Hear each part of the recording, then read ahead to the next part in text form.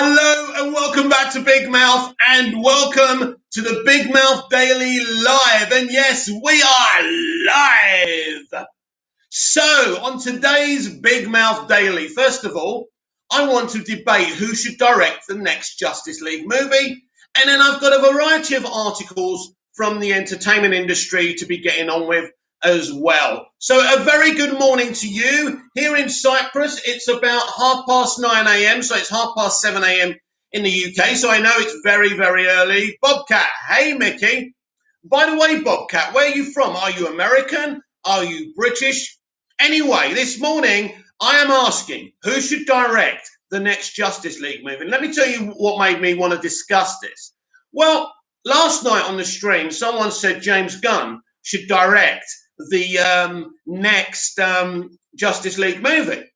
And I'm in total agreement with this, and a lot of people will be upset and angry with this suggestion, but I think it's a great suggestion. Bobcat, American, it's 2:30 a.m. for me. Wow, you're still awake. Very, very impressive. I've caught you awake. I'm very happy about that. So I think the suggestion that James Gunn should direct the next Justice League movie is a very, very good idea. He has everything in his locker to make a fantastic Justice League movie. Bobcat stayed up for the stream. Wow, thank you. Very much appreciated, Bobcat, of course. And when I've got 1 million subscribers, I will always remember Bobcat. I'm not going to have 1 million subscribers. I'm not going to have 100,000 subscribers. But hey, we get up every morning and we try to improve ourselves, and ambition and, things like that are very important. But yes, so I think that James Gunn would give us an absolutely outstanding Justice League movie. He has the tools to put a team together, to have them interacting in an entertaining, visceral way as well. Bobcat, also, I brought my air bubble, lol. Still fascinated with the air bubbles, the speech bubbles that Snyder used. As I said last night, scientifically it makes sense. But in terms of art and watching that in a film, it simply doesn't work. Simple as that. You see, Zach, I love your DC movies, but you're telling us we live in a shit world within your movies. The thing is, we already know we live in a shit world, and we want to see a more inspirational one. I love your movies, by the way, just to be clear. Leroy Kong, Zack Snyder should direct the next Justice League movie, but he won't. Bobcat, James Gunn would be amazing for Justice League. I agree. You see, James Gunn can do it all. He can give a more variety of an audience what they want to see. And I'm sure there are plans for a brand new Justice League working on this multiverse strategy.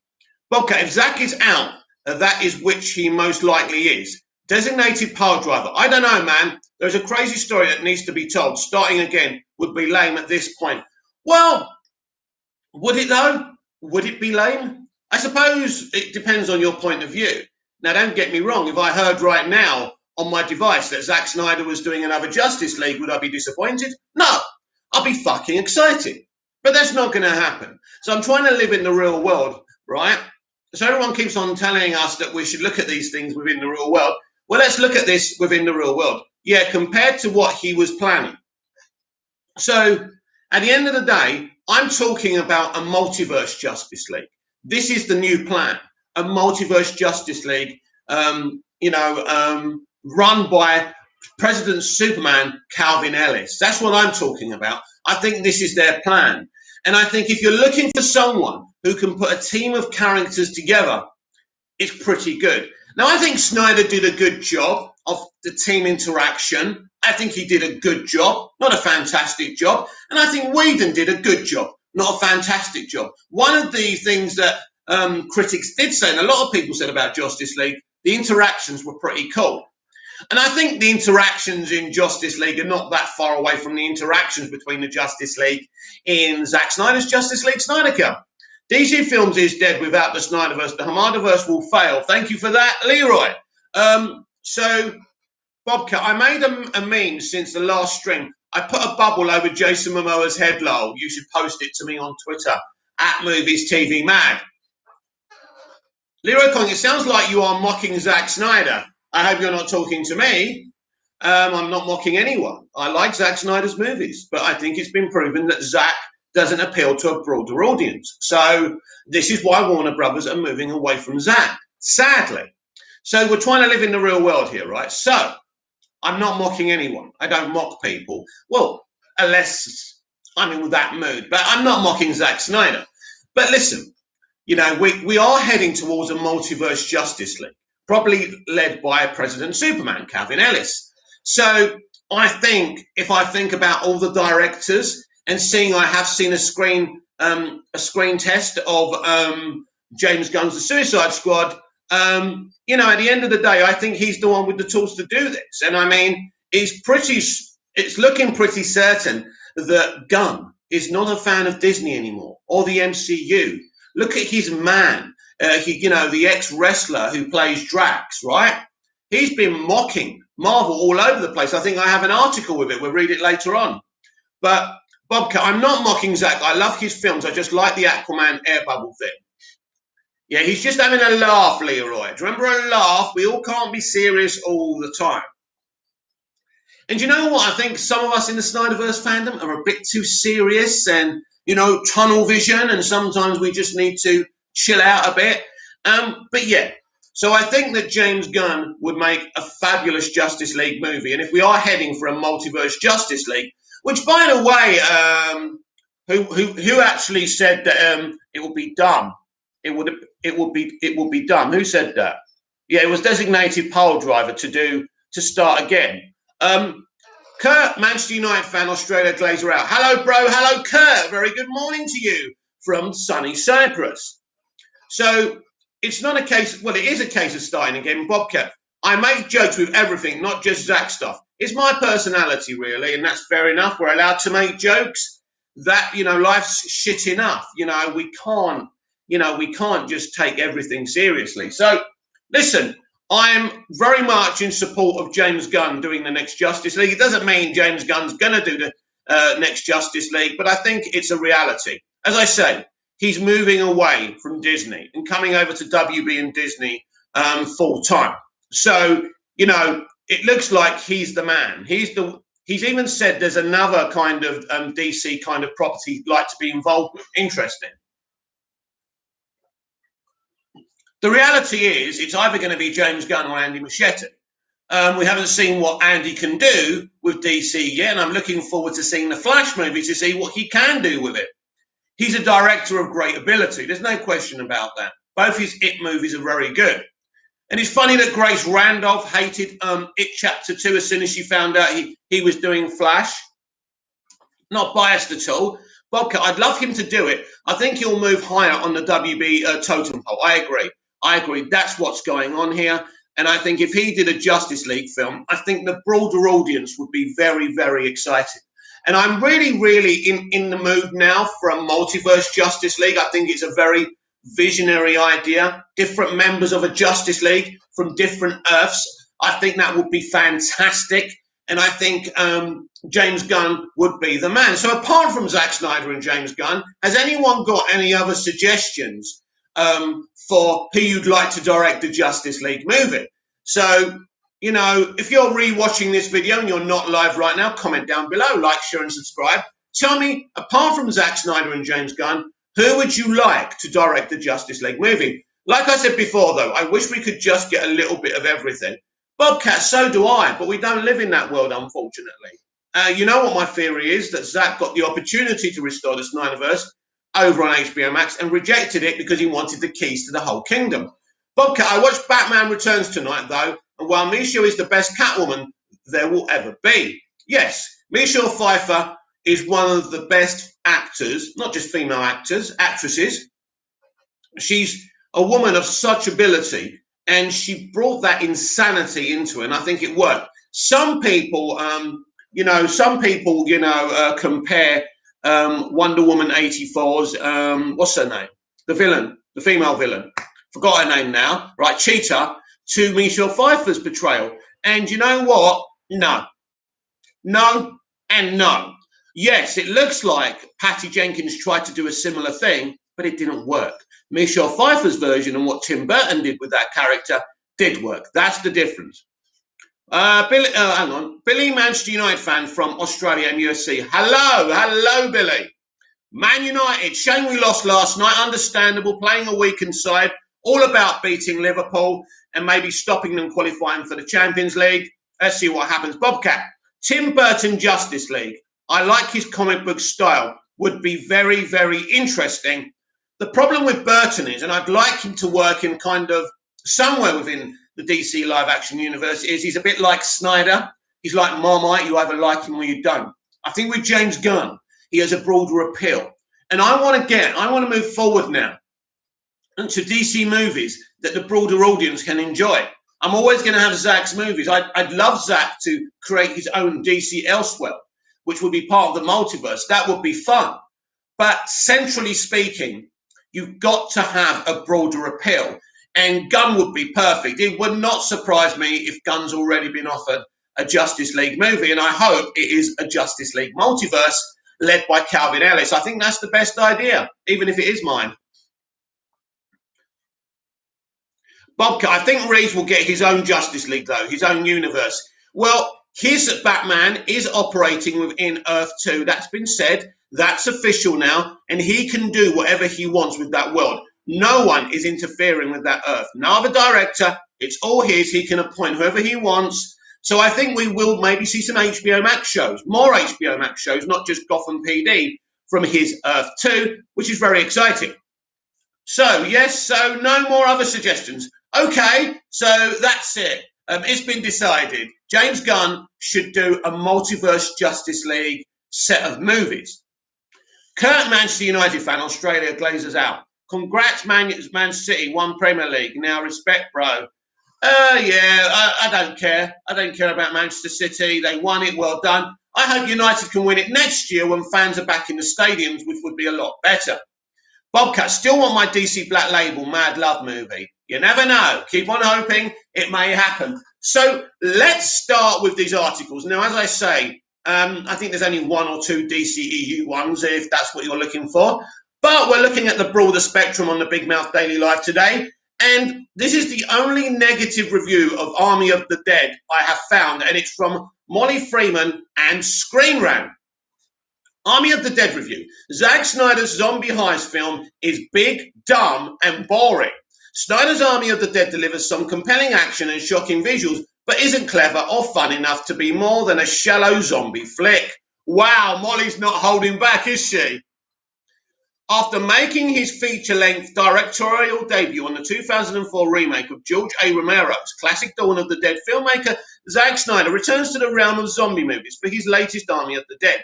Instead of the prototypical zombie flick about an outbreak, Snyder uses the backdrop of an undead-infested Las Vegas for a heist movie that combines action horror in equal measure. But while the director is aiming for something like Ocean's 11 meets Dawn of the Dead, the film is neither a skillfully crafted heist plot, nor does it employ its zombies too often much. If any social commentary on the state of the world like Romero's original, instead it takes the most basic entertainment value from the respective engineers to craft this new type of zombie thriller. Snyder's Army of the Dead delivers some compelling action and shocking visuals, which are Zack's best qualities, let's be honest about it, but isn't clever or fun enough to be more than a shallow zombie flick. Kurt, Manchester United fan, Australia glazes out. I hope Premier League and Champions League kick out Manchester City. What you think, bro? I'd love them to kick out Manchester City. Not going to happen, though, but we can dream, right? Army of the Dead follows a rather simple plot, focusing on Scott Ward, David Bautista. So he's the star of the film. Bobcat, not saying Army of the Dead or anything else Snyder has done is bad because I love his films, but I think people are scared now to voice their real opinions because of the hardcore Snyder Cut fans. Yes, Molly Freeman certainly isn't afraid, and I'm not afraid. I love Zack's 3 DCEU movies. That's what made me a fan of his. But I'm certainly not going to allow people to scare me into opening my mouth, and no one should. And at the end of the day, if you're part of this community, you're protected. Don't worry about that. So Dave Bautista, who's tasked by the billionaire Bly Tanaka Hiroyuki Sanada to assemble a team and recover money from the vault of his casino, the catch being that Las Vegas has been completely overrun by zombies and the government plans to nuke the city in just a few days. Ward calls in his old friend, Cruz, Ana de la Reguera, and and Vanderu, Amari Hardwick, who help him recruit the rest of their team. German safecracker dieter Matthias Schwarzweickhofer, I'm not doing well with these names, am I? Helicopter pilot Peters Tignatoro, and internet-famous sharpshooter Mickey Raul Castillo, who brings along his friend and fellow zombie killers Chambers, Samantha Wynn. With the help of Scott's daughter, Kate, Ella Pennell, a coyote Nora Unzeda, known for taking folks inside the city, and Tanaka's head of security, Martin Garrett Delahunt. They venture inside Las Vegas, where they'll contend with the alpha zombie Zeus, Richard Citrone. In addition to directing, Snyder serves as co-writer on Army of the Dead, penning the script along with Shay Hatton, John Wick Chapter 3. Oh, where are we? Bobcat, I think some fans are just so toxic it makes us all look bad, and it sucks because we aren't all like that. I want more Snyder, obviously, but at the same time, I don't think that behaviour deserves to be rewarded. Well, it's not really that behaviour that's being rewarded. It's the behaviour of the good fans. That's how I look at that, because there's only a few toxic people. And he who screams the loudest gets hurt the most, but it doesn't mean those people are actually getting rewarded, Bobcat. Paradon. And Joby Harold, King Arthur, Legend of the Sword, based on a story by Snyder himself, though Snyder, Hatton and Harold attempt to complicate the plot of the movie by including various twists. Most of them are trite variations on old standbys. There's a shady character who turns out to be as shady as they seem, even compared to the rest of the group of criminals, and the character hiding their zombie bite, thus endangering the people around them. Perhaps Army of the Dead's most original idea is its reinvention of zombies from a brain-dead, shambling force to smarter humanoid creatures, though that, of course, removes the inherent commentary of the mindless mass. But since none of the characters are given much depth beyond the basic sketches of humanity, Zeus simply becomes one of many undeveloped characters. In fact, even the alpha zombie's motivation is reduced to a cliche trope that's extremely overused, especially in action thrillers. Well, tropes can be good, though. The lack of depth is especially apparent in the way Army of the Dead uses its female characters, here we go, all of which essentially operate to drive the story forward or provide emotional depth for the male characters. Oh no, Molly, you're making me think this is actually going to be a good movie. Pennell's Kate is the stubbornly moralistic daughter who needs her father to protect her from the world. Oh no, a daughter needs a father to protect her. Oh my God, that's disgusting. Reguera's crew seemingly exists simply to be the token woman amid mercenaries before a bizarre third act turn that comes out of nowhere and goes nowhere. And Unzeda's Coyote is the misunderstood criminal. Notoro's Peter is the only female character that doesn't fall into some kind of tired trope. But that's likely because the role was originally written for a man. Oh my God, that must be why then. The now replaced Chris D'Elia, Notoro, is the biggest standout of the cast, insofar as she's the only one having fun with the material. Bobcat, I mean, even with like Snyder Cut memes, people who post them receive death threats, some of them. That isn't right. And I mean, name other movies that has that memes where the creator gets threatened that bad. Do you know what? I hear so many people talking about death threats. I've never seen a death threat on the internet. I mean, I've been on TikTok. I mean, I used to have another account on TikTok where I just used to stitch thirst traps, right? And I used to get a lot of hate for it. And ultimately, that account was suspended. And people used to say to me things like that, you know, not threatening to kill me, but just the word, which I don't want to use here on YouTube. And that's not really a threat. But I've never seen proper death threats on the internet. People keep on talking about it. Bobcat, again, love Snyder and the fan base. Just those toxic fans really suck. Well, we all live in the real world. There's toxic people in the real world as well. You know, it's a balance, isn't it? That's what the world's all about.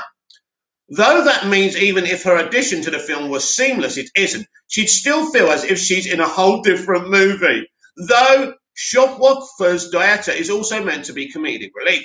The dialogue and the actor's delivery makes the characters come off more creepy than charmingly awkward. As for the rest of the cast, Batista and Hardwick are fine, bringing what they can to their thinly sketched characters. It's rather telling in an ensemble movie like Army of the Dead that the most memorable character isn't one of the leads of the group as a whole, but the last-minute replacement. It's interesting, isn't it, Molly? Because what would you say about this? And if you ever see this video, please respond to me on Twitter at MoviesTVMad. Isn't it funny that Birds of Prey and the fantabulous emancipation of one Harley Quinn, actually the villain of the movie was the standout character, and the rest of the characters are watered down and boring. What do you say about that, Molly? As I say, at Movies TV Mad, I'd love a response. Of course, Snyder's perhaps most well known as a filmmaker for his action and visuals, of which Army of the Dead provides plenty. Snyder smartly uses his world's different types of zombies to offer a variety of action set pieces, though there's still only so many ways to make shooting a bunch of zombies in a head interesting. Thankfully, the smart zombies provide a more formidable foe. In the latter half of the movie, this is interesting what Molly's saying, actually, because in The Walking Dead, it's very boring. They're easily killed. It's not a challenge unless they come up behind the survivors or something. So I'm glad Zach's giving some variety with zombies and stuff. Though again, they lose some of their zombie-specific horror in the process, making Zeus simply a very strong villain. As for the visuals, Snyder goes all in on the R-rated freedom granted by Netflix. For better or for worse, there's plenty of gore for those who like their horror movies, bloody, and some gratuitous nudity, because why not? However, the film's portrayal and desecration of women's bodies in particular is incredibly frustrating. Oh dear, Molly, oh dear, you are really upset. Not because women can't be on the end of a brutal killings, of course. No, Molly, be honest. Be honest. I want you to be honest, Molly. You don't think women should be killed because this is what you alt-lefts are like. You don't think that gay people should be killed off in stories, only straight people, because you're not functioning on a sane spectrum. Killings, but because Army of the Dead uses this violence to prove its points about various male characters, even in their destruction, women exist solely to serve men. Sounds good to me. It's exhausting, another way in which Army of the Dead falls into tired tropes and cliches, even for all Snyder's efforts to deliver a freshly original zombie movie.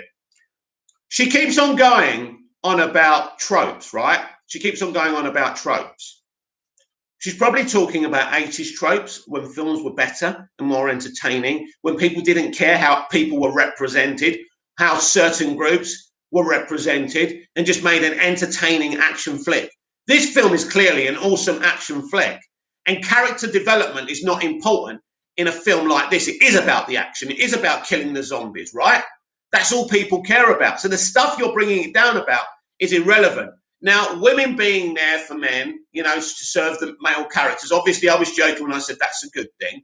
But at the end of the day, I think you're looking too deeply into it, Molly, because everything is in your alt-left visuals, right? And optics. And you've ruined the film for yourself because representation doesn't matter. It's irrelevant. We're here to watch stories, exciting, entertaining stories, and that's it.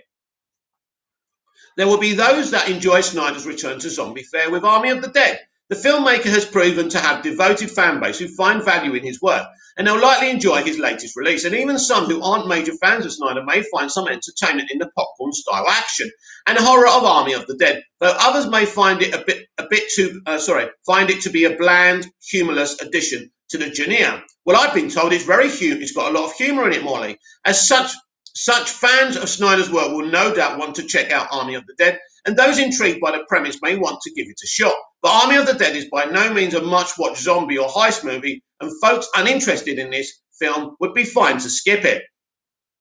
Wow, Molly. So you don't like a movie because your SJW alt-left rhetoric wasn't surfaced. Nobody cares.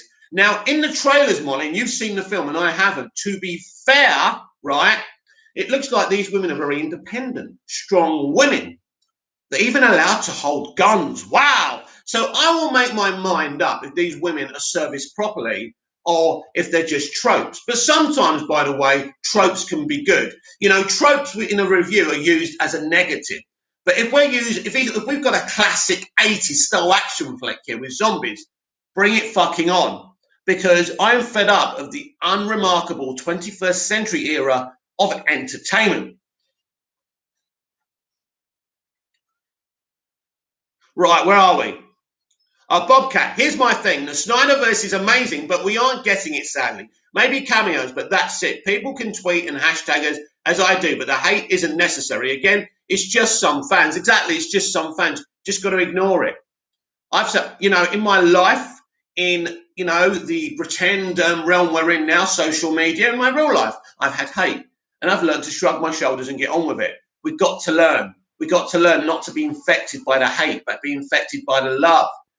Bobcat, looking forward to Army of the Dead. Me too. Bobcat, got to be diverse, guys. Well, listen, when I said, representation and all that doesn't matter, I was angry and I responded badly. But at the end of the day, in a story like this, he's cast who he's cast. There is inclusion and representation in this movie, hugely, right? But that's not good enough for these people. They want the women to take the lead and the men to stand behind, and they want the women to beat up a lot of men, and probably don't want women to be beating up zombies. And now Molly doesn't like to see women getting killed. What's next? Women can't die in the real world then. I didn't know this. This is great. Keep the hot ones alive. Anyway, so that's Molly Freeman's look at Army of the Dead, and she was very, very triggered, wasn't she? So Ewan McGregor shows off his Obi-Wan hairstyle and beard in a new interview. Right, let's have a look at this. I'm not sure if there's a picture here. Ewan McGregor reveals Obi-Wan's show look in new interview. Ewan McGregor reveals his look as Obi-Wan Kenobi for the upcoming Disney Plus show in a new interview, where he also confirmed that filming has begun by Anna Olga of Screen Rant. A new interview with Ewan McGregor reveals his look for the upcoming Obi-Wan Kenobi series. Following years of rumors, the project was officially confirmed during D23 Expo 2019.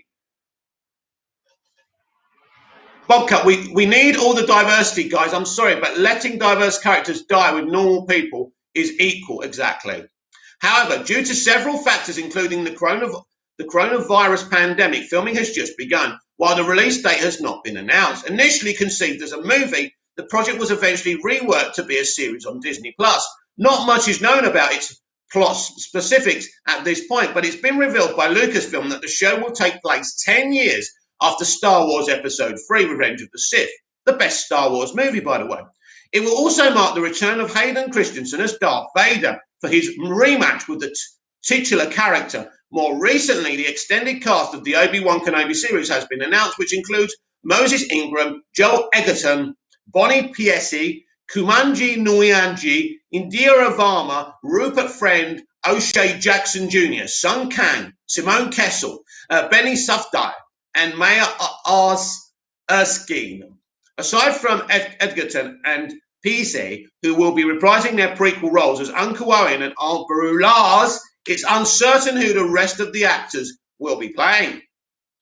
After several delays, McGregor confirms that production for Obi-Wan Kenobi has started. In a new interview with Jimmy Kimmel Live for his upcoming Netflix series, Houston, the actor appeared debuting his look for Star Wars, showing as he's in the studio amidst filming the project. Watch the full segment below. Now, we're not going to put on the video, but you can see his new look here.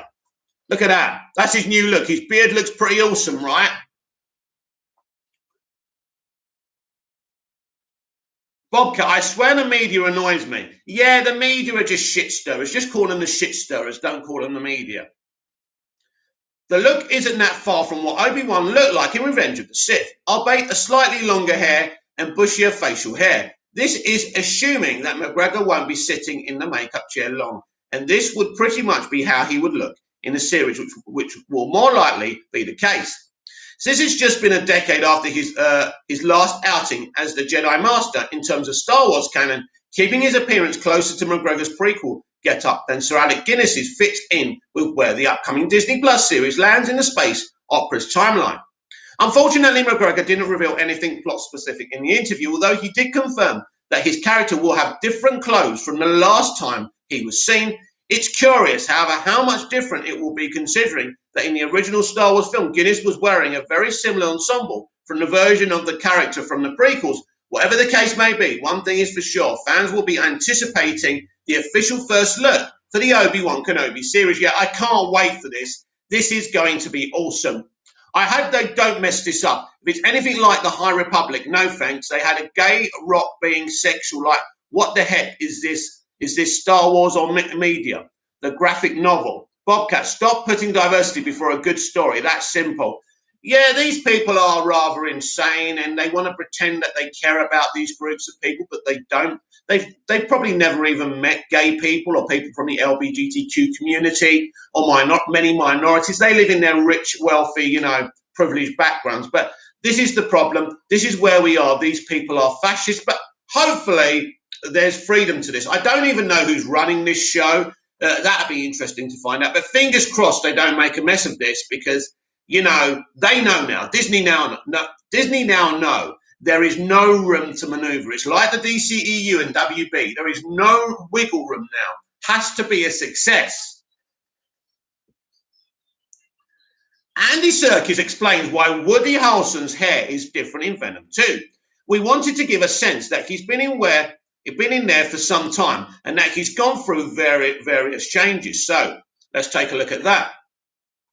Bobcat, you want to talk about diversity? If the roles were flipped in Birds of Prey, they'd have a fit. Oh, definitely.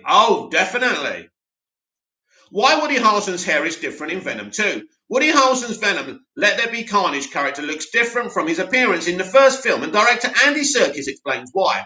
By Devon Musgrave Johnson. Wow, a name I can pronounce. That makes a change. From Screen Rant.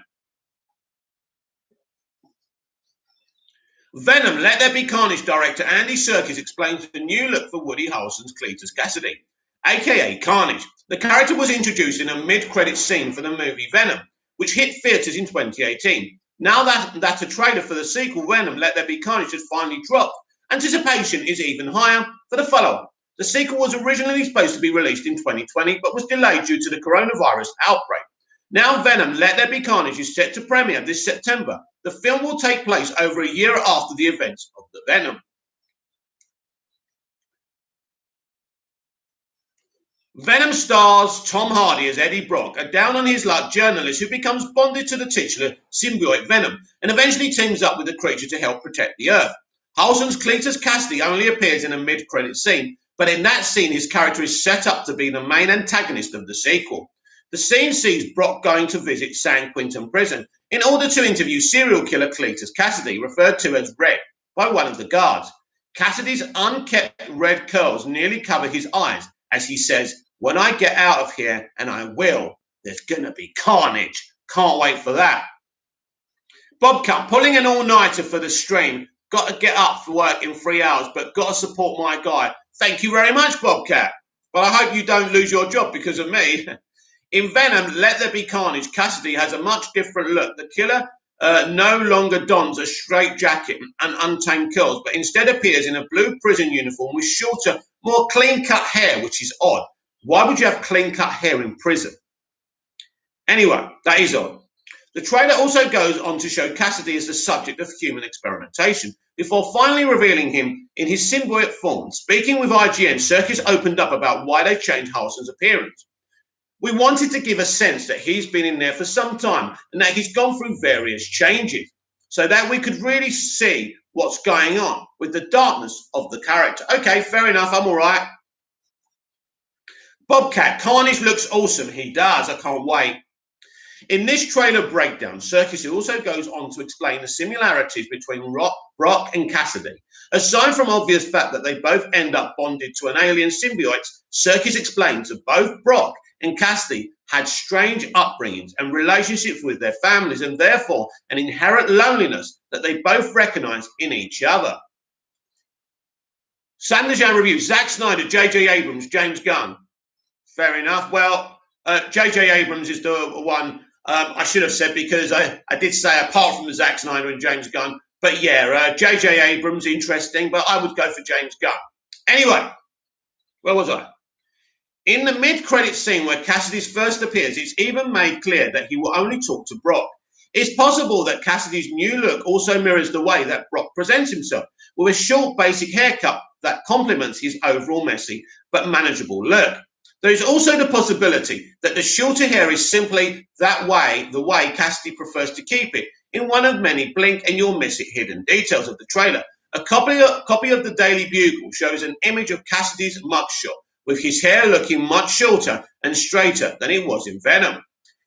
As all good trailers do, this first look as Venom Let There Be Carnage leaves fans with more questions than it answers. Hopefully, all of those questions will be answered this September when the movie finally hits theatres after the multiple delays it had faced. The trailer sets viewers up for all the chaos and the fun of the first film, diving even deeper into the dark world of Eddie Brock and Venom. For now, fans are set to analyse every detail of the trailer and wait for more sneak peeks and information about the film to surface.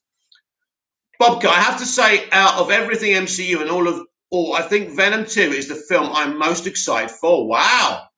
Sam Dejan reviews, Russo brothers. Maybe I have a bias against them. I think they do okay. Again, I'd like to see James Gunn do it.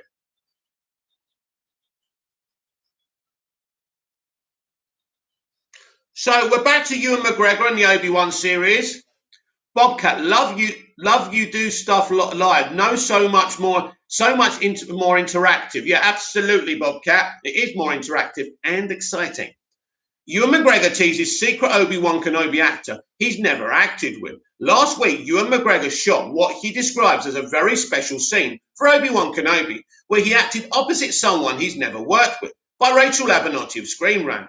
Ewan McGregor teases a scene with a special actor he's never worked with before. In the upcoming Obi-Wan Kenobi, the Star Wars prequel trilogy might still be divisive amongst fans. Do you know what? I don't hear anyone slaughtering the prequels anymore since the sequel trilogy. Quite right too. But McGregor's performance as Jedi Master Obi-Wan Kenobi remains a high point for many. That's why the news that he would return to the role for a new Disney Plus series was met with such excitement from fans. Set 10 years after Revenge of the Sith, again the best Star Wars film, Obi-Wan Kenobi will find the character on Tatooine, watching over a young Luke Skywalker.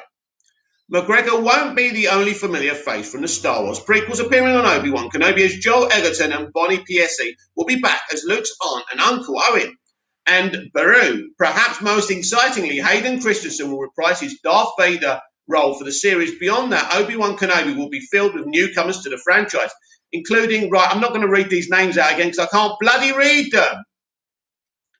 Production on Obi-Wan Kenobi is officially underway, and McGregor was able to disclose some new teases while appearing on Jimmy Kimmel Live to promote his Netflix miniseries Houston. Naturally, there was much McGregor couldn't say, but he did offer a tantalizing tidbit when asked if they celebrated last week's Star Wars Day. On set, McGregor confirmed they did, and that I got to play a very special scene on May the 4th with someone very special in my life. And that's all I can tell you about it, Kimmel pressed, questioning if this is someone he'd ever been on camera with before, or if they are related to him. No and no, not necessarily, McGregor replied.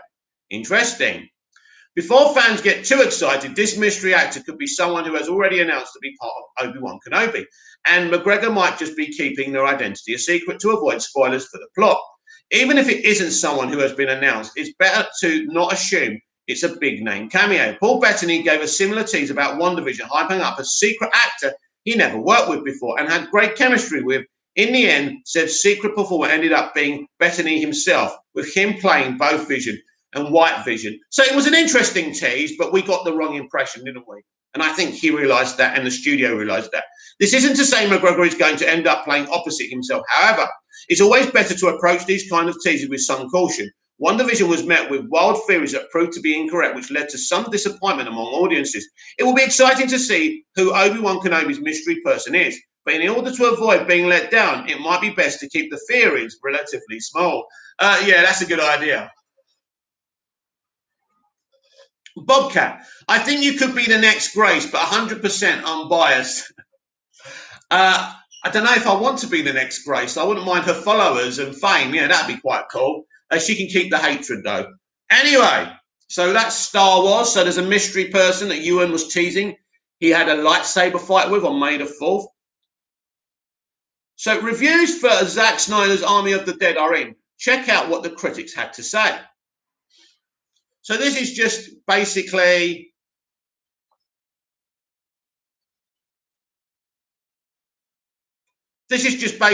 a variety of the reviews. I think you could be the next Bobcat. For her lives, you have to pay for talk, and I hate that. Love being able to talk here and just have fun. It's very good, isn't it? And I love having you here. I love having everyone here. All 5 of you right now. Kurt, Manchester United fan, Australia Glazers out. Manchester United fan protesting Thursday, bro. I know, yes, and they barricaded Old Trafford already. So they're really worried. Army of the Dead review. Zack Snyder's ambitious zombie epic falters in execution. Well, this is interesting. After initial reactions came out yesterday, reviews have started rolling in for Zack's Army of the Dead. Here's what critics have to say by Graham Gutman of Screen Rant. The reviews have begun to roll in for Zack Snyder's Army of the Dead, the director's first film outside of the DCEU since 2011. Sucker Punch represents a return to the zombie genre for Snyder. He first broke onto the scene in 2004 with the remake of George Romero's Dawn of the Dead, a movie some consider to be one of his best. Snyder has made it clear, though, that Army of the Dead is a drastic departure from that film, one that looks to be infusing his distinct visual aesthetic with the blockbuster flair he started to employ during the intermittent years. Early reaction for Army of the Dead leaned positive, with many praising the zombie epic as a rollicking good time. These reactions are good news for Netflix, as the streamer looks to be building a zombie universe with Snyder at the helm. This will include an already shot prequel film titled Army of the Thieves, about a group of mercenaries at the center of an upcoming film. Snyder is also working on anime-style animated prequel series that will premiere on the streamer first up, though is Army of the Dead, which will run in select theaters beginning May 14th, ahead of its May the 21st premiere on Netflix. Now, reviews for Army of the Dead have been rolling in ahead of its theatrical release. So far, critics seem much more divided than the early reactions that were revealed yesterday. While many praise the scale and ambition of the film, Army of the Dead's overly long runtime. It's only 2.5 hours. That's not overly long. And various lofty ideas seem to puncture what could have been a tightly wound zombie epic. Check out some critics' thoughts below. So because it's 2.5 hours, right, and it's got ideas, it's got story ideas, unique story ideas, this is something. This is a negative, because we're in the 21st century where everything must mean nothing. We must have a few giggles, few laughs, good VFX, and go home and forget about it. And because this guy's done something a little bit unique, yet they're marking him down for it. Welcome to the 21st century and generation of movie criticism. Instead of the prototypical zombie flick about an outbreak, Snyder uses the backdrop of an undead-infested Las Vegas for a heist movie that combines action and horror in equal measure. But while the director is aiming for something like Ocean's 11 meets Dawn of the Dead, the film is neither skillfully crafted heist plot, nor does it employ its zombies to offer much. If any social commentary on the state of the world, like Romero's original, instead, it takes the most basic entertainment value. Is this the Molly Freeman one? Yeah, we already read that one. We don't want to read hers again. Brian Talico, Roger Ebert. So this is from RogerEbert.com. Bobcat, I really want Zack Snyder's Aquaman. Bobcat, also Leslie Jones' commentary on Zack Snyder's Justice League is hilarious. Exactly what we needed. Right. Brian, this is from RogerEbert.com. Despite its remarkable length, Army of the Dead is a pretty deliberate, lean movie that effectively blends the heist genre with zombie one. Snyder's co-written script has just enough new in both departments, although I wish there was a bit more to the heist itself than the direct line from A to Z zombie and trying to get back to A again. It sometimes feels like the plot of Army of the Dead is merely a skeleton on which to hang the action scenes instead of something inherently clever on its own. I kept waiting for a twist or a surprise that never really came. Now, this is interesting for me, right? That reaction is interesting. Why does everything need to be smart and clever and shocking? It's a zombie heist movie, right? It's supposed to be visually pleasing, a bit of fun. That's it, right? What did you expect from this? Peter Bradshaw, The Guardian. Army of the Dead arguably has a gonzo excess and a certain kind of end of the world spectacle, maybe borrowed from Planet of the Apes. That could be down to the famous Vegas scale replica of the State of Liberty. But there is something weirdly and oppressively uninspired in this CGI world, a continuous 2.5 hour splurge of generic zombie content, which itself feels a bit zombie-ish. Basically, they don't like the fact there's too much fun and action in the film and not enough story. But he never told you he was going to give you a story. He told you he was going to, we knew what we were going to get from the trailers and the marketing. So you're criticizing something for not being what you wanted it to be, right? Doesn't necessarily make it bad, though, does it? David Rooney, The Hollywood Reporter. At 2.5 hours, this is a lot of furious flesh eating. Why is 2.5 hours long? It's the average length for a fucking movie. At 2.5 hours, this is a lot of furious flesh eating for one meal. But the screenplay by Snyder, Shay Hatton, and Joby Harold strikes a satisfying balance between exhilarated action foundations of blood splattered gore and punishing fight sequences, and a quieter character-driven interludes that succeed in making us care about the motley crew tackling the zombie menace. Now, this is interesting, actually, because the other reviews have said there's no character development, but THR are very pleased with the film. It's supposed to be a satisfying visual feast. Right, Emmanuel Cruz, do you think Zach may come back eventually for JL2 and 3? Emmanuel, I hope he does. It's looking very, very unlikely. All we can do is keep on fighting. Ronnie Dodge, morning, mate. Morning, Ronnie. Morning, the Dodge. Dodgy Ronnie. Bobcat, I really want an interview with Snyder, not for Justice League, but Aquaman alone. So many questions. Emmanuel Cruz, good night. Good night, my friend. Bobcat, hey, Ronnie and Emmanuel. Emmanuel Cruz. Emmanuel Cruz. Hello, Bobcat. Marcus Walker. James Gunn has just announced the Suicide Squad will be releasing a week early in the UK. Christmas has come for me early. Wow, that is awesome, isn't it? Wow, I'm very excited about that. I'm not in the UK, but I'm happy for UK people. Bobcat, lucky. You should just fly over to the UK. It's not that far. Anyway, so Justin Chang, Los Angeles Times.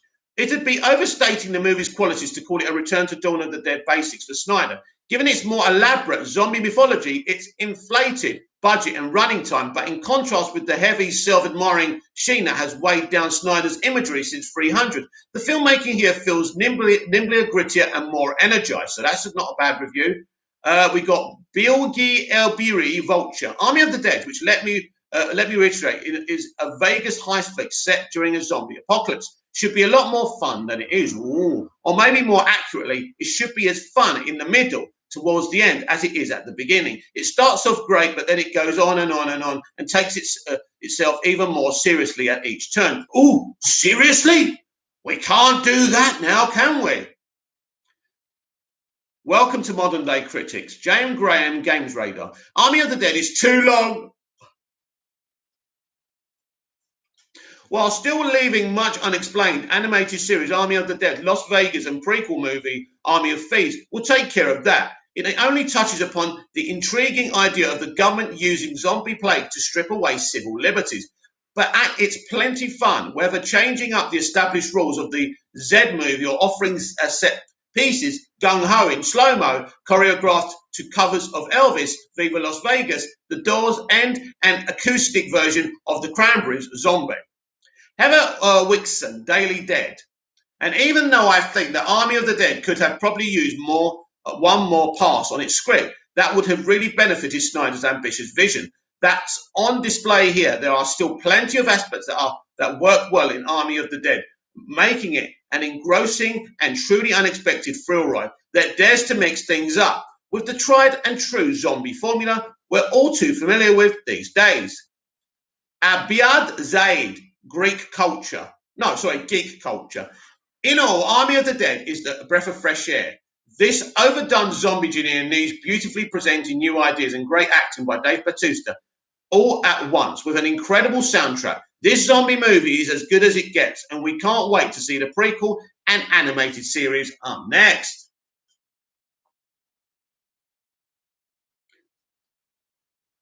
Ronnie Dodge, oh wow, a week early, that's amazing. No spoilers from me then.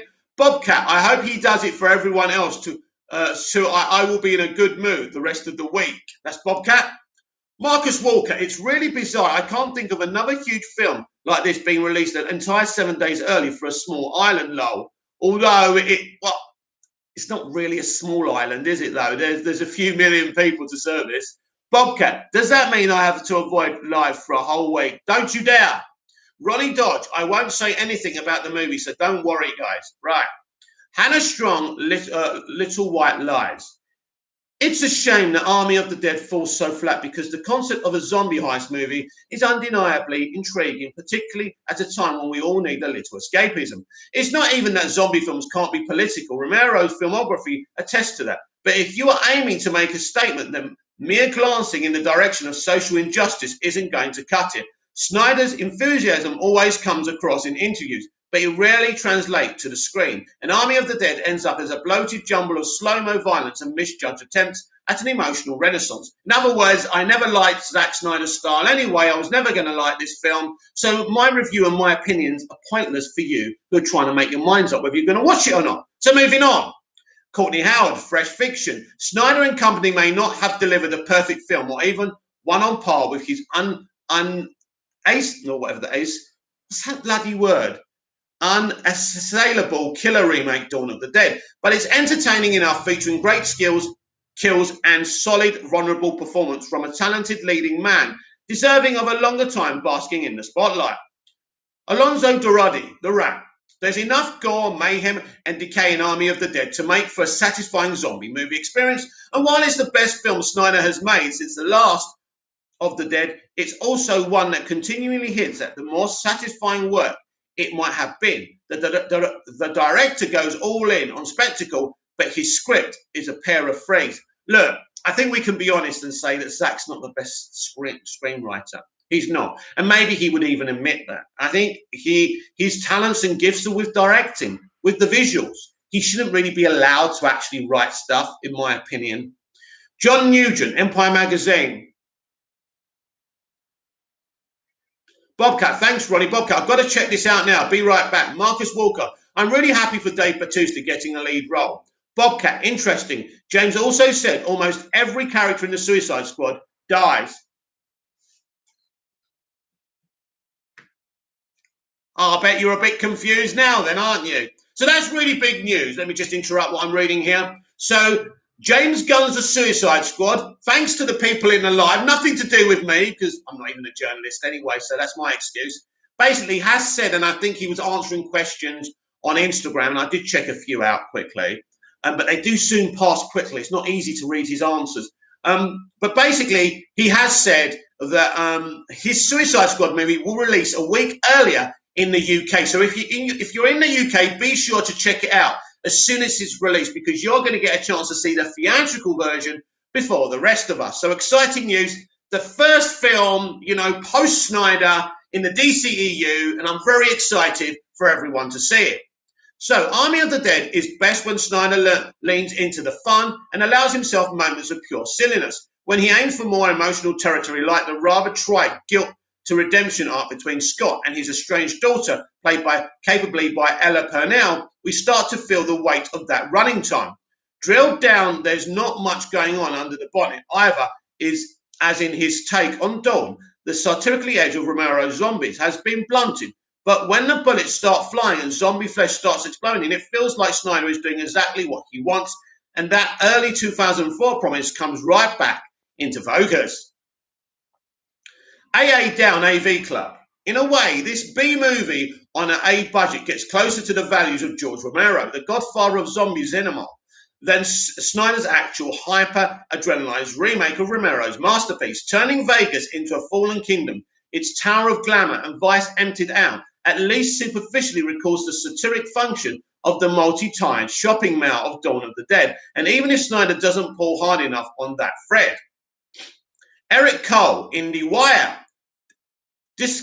Discerning viewers may have more than a few questions as the movie heads towards a cliffhanger that promises the franchise around the corner. But the bulk of the Army of the Dead is self-explanatory. It's a blockbuster that funnels the appeal of big-budget action and horror with an almost sacred reverence for the material. That's absurd, but Snyder's is a true believer in go-for-broke escapism. And at its best, the mayhem in Army of the Dead is an infectious zombie bite of its own.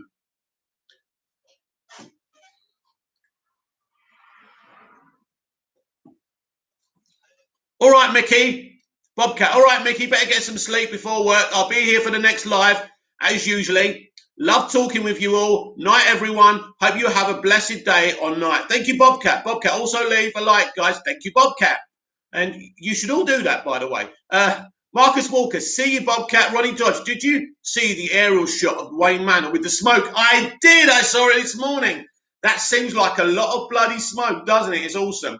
Although reviews are decidedly mixed, they certainly seem to agree that Army of the Dead has moments where it shines. This is likely thanks to Snyder's ability to craft engaging blockbusters comes in, even if they tend to falter when it comes to the plot. While the director hasn't necessarily mastered narrative, that's true, his visual style is perfect for the kind of fun, bombastic movies that he makes. One thing is clear from all these reviews, though this isn't anything like Dawn of the Dead. Snyder already made clear that Army of the Dead isn't a continuation of what he began in his very first film, but it seems that's true in more ways than one. The director is staring down the pipe at a massive zombie franchise at Netflix, as evidenced by the various mentions of cliffhangers and world building in the critics' reviews. Army of the Dead is just the beginning of that universe, and it sounds like it's a solid, if shaky, start to what could be a huge venture for the director and Netflix. Yeah, that's very interesting, isn't it? So, you know what? Let me say this about Zach. He's a great visual director. We all know that, and I've said that billions of times this morning as well. He's not a writer. He's not a writer. He needs someone to write scripts, but he needs someone. Now, I don't think it's important for the Army of the Dead franchise because the mainstream audience are not that important. But I think the mainstream audience this is something they would check out anyway. But I think if he ever gets back to cinema, and if he ever does any DC cinematic movies again, he needs to bring in a mainstream writer. Maybe someone like James Gunn, who did write his original, zombie thriller, Dawn of the Dead. Let's not forget that. James Gunn wrote that movie, right? Maybe he needs someone like James who understands the mainstream audience a lot more than Zach does. Zach doesn't want to understand the mainstream audience. He only wants to understand people like him. And this is what becomes a problem. But in terms of Army of the Dead, I haven't seen it yet, but I expect to love it. Anyway, Ronnie Dodge, did you see? Oh, you're right. I'm all updated with the comments. So, Green Lantern star Finn Wittrock details HBO Max show casting process. Grant Gustin star Finn Wittrock describes the audition process to get cast as Guy Gardner in DC's live-action HBO Max original series by Cooper Hood of Screen Rant. Finn Wittrock details the casting process for DC's Green Lantern HBO Max show. Years after Ryan Reynolds' failed Green Lantern movie, Warner Media, DC, and HBO Max are taking another shot at bringing the Green Lanterns to the screen. This will come with a live-action TV show spanning decades that will feature several different Green Lanterns, except for the intergalactic group's two biggest members, Hal Jordan and John Stewart. The series, created by Greg Berlanti, Seth Grahame-Smith, and Mark Guggenheim, is in the midst of finding actors to play the multiple Green Lanterns. It has already been confirmed that the Green Lantern will feature characters like Alan Scott, Guy Gardner, Simon Badge, Jessica Cruz, Kilowog, and Sinestro. The series will span several decades that explores the history of the Green Lantern Corps and should feature a big and diverse cast. So far, DC has only cast one actor for the 10-episode first season, with American Horror Story's Finn Wittrock set to play Guy Gardner, which, let's face it, is probably the biggest name in the series. Although they're all big names. I mean, Jessica Cruz is huge as well, isn't she? Now that Wittrock's involvement is publicly known, he's free to speak about how he got the coveted role. During an interview with Rotten Tomatoes, Finn Wittrock was asked about his interest in becoming a superhero and how he got the part. The actor revealed that this potentially career-changing role came after doing an old-fashioned screen test. Wittrock broke down the Green Lantern casting process in full detail, which led him to officially getting the part only a week later. And Marcus Walker, if Zach were to make a psychological thriller, the critics will complain about the lack of humour. Yeah, listen, these people are tone deaf. Right, let's continue. I did an old-fashioned screen test. If everyone knows what that is, usually on an audition, you go to a casting office or here. I've done lots of auditions here in front of a screen, but the old school way of doing it was you go to a studio, this is right, and they put lights in a camera like a real film, and you do a proper scene. So that's what I did. It was kind of daunting and way bigger than I thought it would be.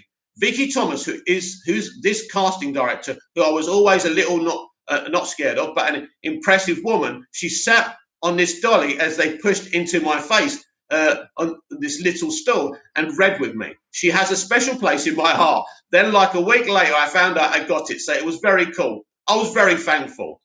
Wittrock doesn't detail how long the Green Lantern audition process took or how many meetings he had with DC prior to the role clinching screen test. Still, this provides some details about what he went through to get the part and what other actors are likely to set to experience as they try to become his co-stars. Based on Wittrock's comments, it sounds like he is already impressed with the scale of Green Lantern from the screen test alone. Once the actual filming begins later this year, Wittrock will presumably experience even bigger sets, especially when it comes to time for the action scenes. Now that Wittrock is already cast and familiar with Green Lantern's screen test auditions, it will be fascinating to see if he's involved in any other auditions. It's not uncommon for one actor to participate in auditions for their co-stars so producers can see who has the best chemistry. It is unknown how much Wittrock's Guy Gardner will interact with Green Lantern's other main characters, but it is confirmed that his story begins in 1984 with a half-alien lantern named Bree Jarta. No actress has been cast in that role yet, so Wittrock could take part in additional screen tests so Green Lantern can find the right screen partner.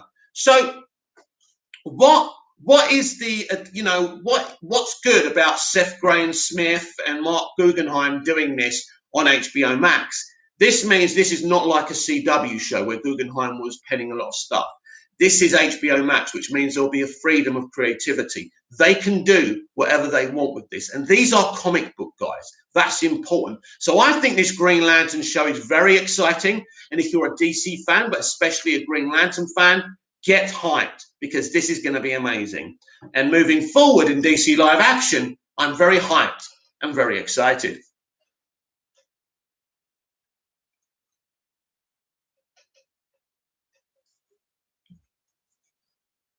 Right, we've read all the comments there.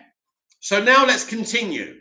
Dave Bautista says Marvel dropped the ball on Drax's backstory.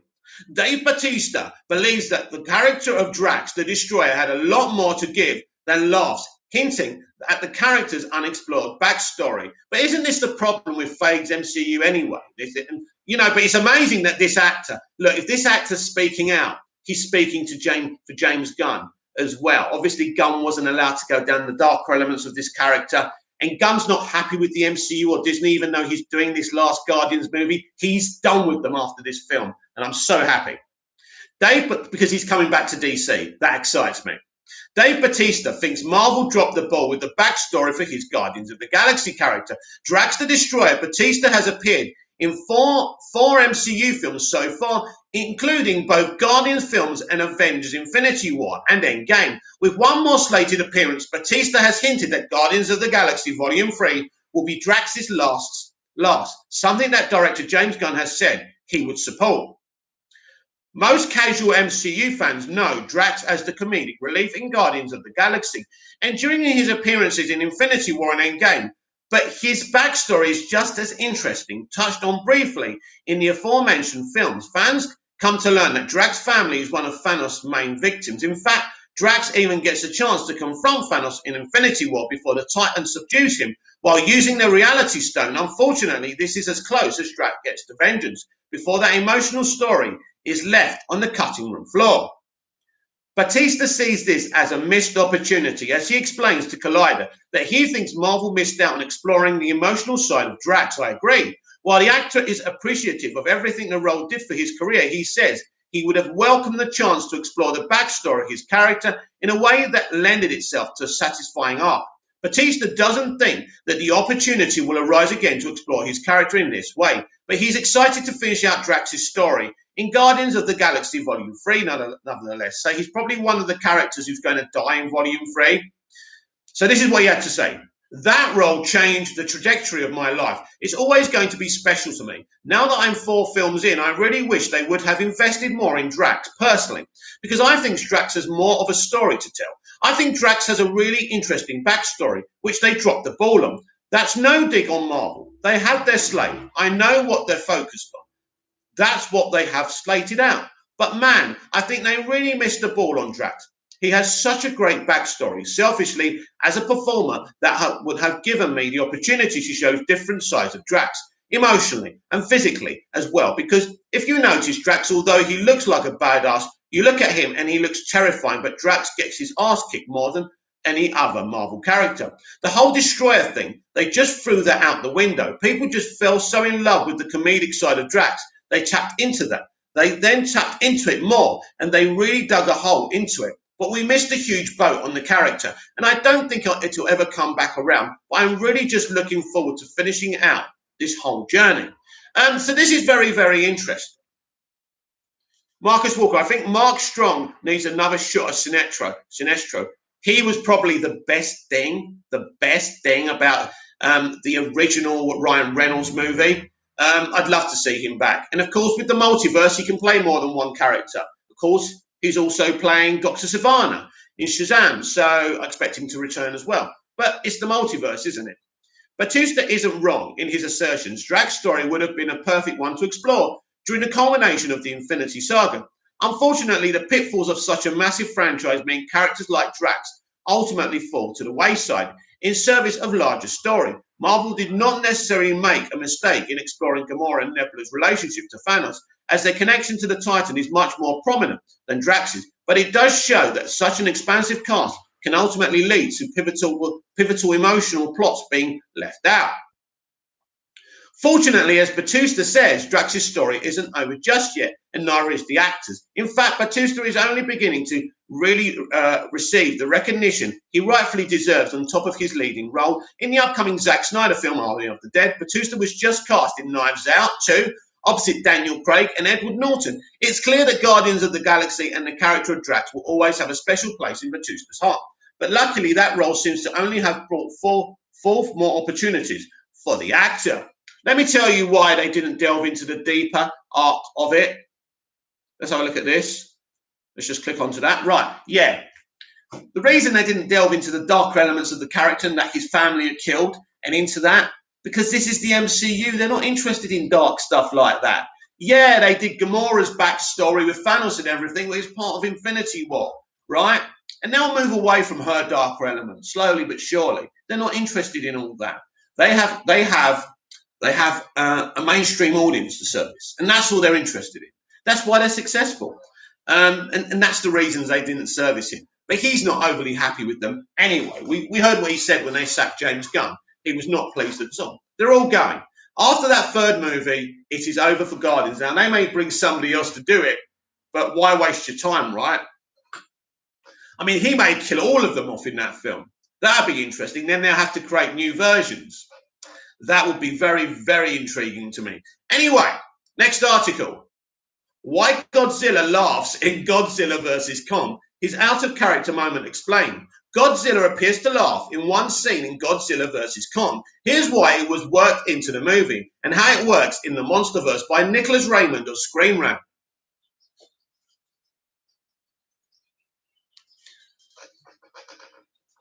Marcus Walker, he's also going to be in Thor Love and Thunder. Is he? It's the first I've heard of it. Anyway, a scene in Godzilla vs. Kong where Godzilla appears to laugh at Kong has received mixed reactions from fans. Some enjoyed the shot for what it was, while others felt that it shouldn't have been included at all in the Monsterverse movie. The moment in question occurred during their second battle, which took place in Hong Kong. After unleashing his atomic breath at Kong, the ape was forced to flee, as he seemed to understand how devastating Godzilla's most powerful weapon was. After going through a lot of effort to evade the attack, Kong took a hit in the back, causing him to tumble all the way to the ground. Having seen the blow badly singe Kong's fur, Godzilla leaned forward, opened his mouth in an expression that has been interpreted by audiences as a laugh or a grin. A number of fans have expressed disappointment with this scene because it seems to be so out of character for the larger-than-life force of nature like Godzilla to express such a human-like emotion. However, it is at least worth noting that this isn't the first time this has happened.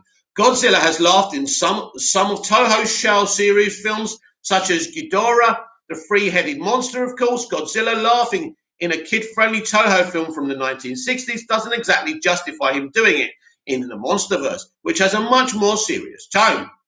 That being said, a defense for it has been offered based on comments from Godzilla vs. Kong director Adam Wingard.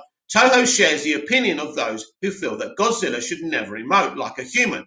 It's acceptable to fans for Kong to have some sense of humanity because of his personal connection to the human characters and relatability. But Godzilla is a completely different story and shouldn't have human emotions. Wingard actually claimed he wasn't allowed to have Godzilla have emotive moments in the movie, but he alluded to the laughing scene when he talked about being clever in getting around it. He explained in an interview that as long as a moment like this is open to interpretation, it's allowed by Toho. Interesting. In other words, Godzilla's laugh works because the scene was done in a way where what was really happening was left up to the imagination of the audience. The look on his face gave many the impression that after many failed attempts, Godzilla gained some enjoyment from finally getting a good hit Kong with his atomic breath. The idea that Godzilla could find Kong falling funny has been appreciated by the viewers who like Godzilla himself.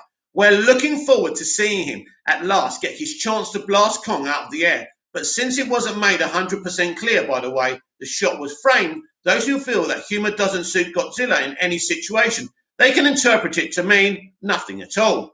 Well, that's interesting.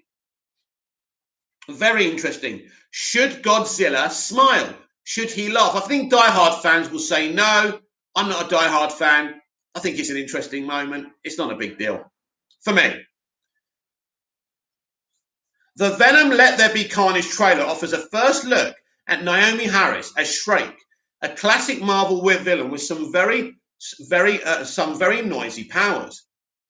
So I know nothing about this character. Who the woman in the cell is, Venom 2's second villain explained.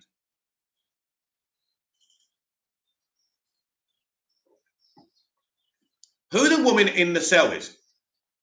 The Venom Let There Be Carnage trailer offers a first look at Naomie Harris as Shriek, a classic Marvel villain with some very noisy powers, by Hannah Shaw Williams of Screen Rant. Carnage isn't the only villain that Eddie Brock, Tom Hardy, and his symbiote roommate will have to deal with in Venom Let There Be Carnage. The first trailer for the upcoming movie also offers a look at Frances Louise Barrison, aka Shriek, Naomie Harris, who is also incarcerated at the Ravencroft Mental Institution and is a longtime ally and lover of Carnage in Marvel Comics. Interesting. Directed by Andy Serkis, Venom Let There Be Carnage is a follow-up to 2018's Venom that builds off the first movie's post-credit scene, in which Eddie met serial killer Cletus Cassidy, Woody Harrelson. Cassidy is shown in the comics as the original and main host body for Carnage, a symbiote child that Venom gave birth to and casually abandoned while Eddie Brock was in prison, and which subsequently bonded with Cassidy. But while Shriek did temporarily bond with her own symbiote at one point in the comics, she has some pretty dangerous powers that are all her own. The Venom Let There Be Carnage trailer features two shots of Shriek, first her huddled in her cell and then unleashing her powers to create a sonic blast. This is the crux of her powers, creating waves of sound that can be used as a weapon or to shield her from blows, like Black Canary did. In the comics, Shriek's origin story was originally thinly sketched.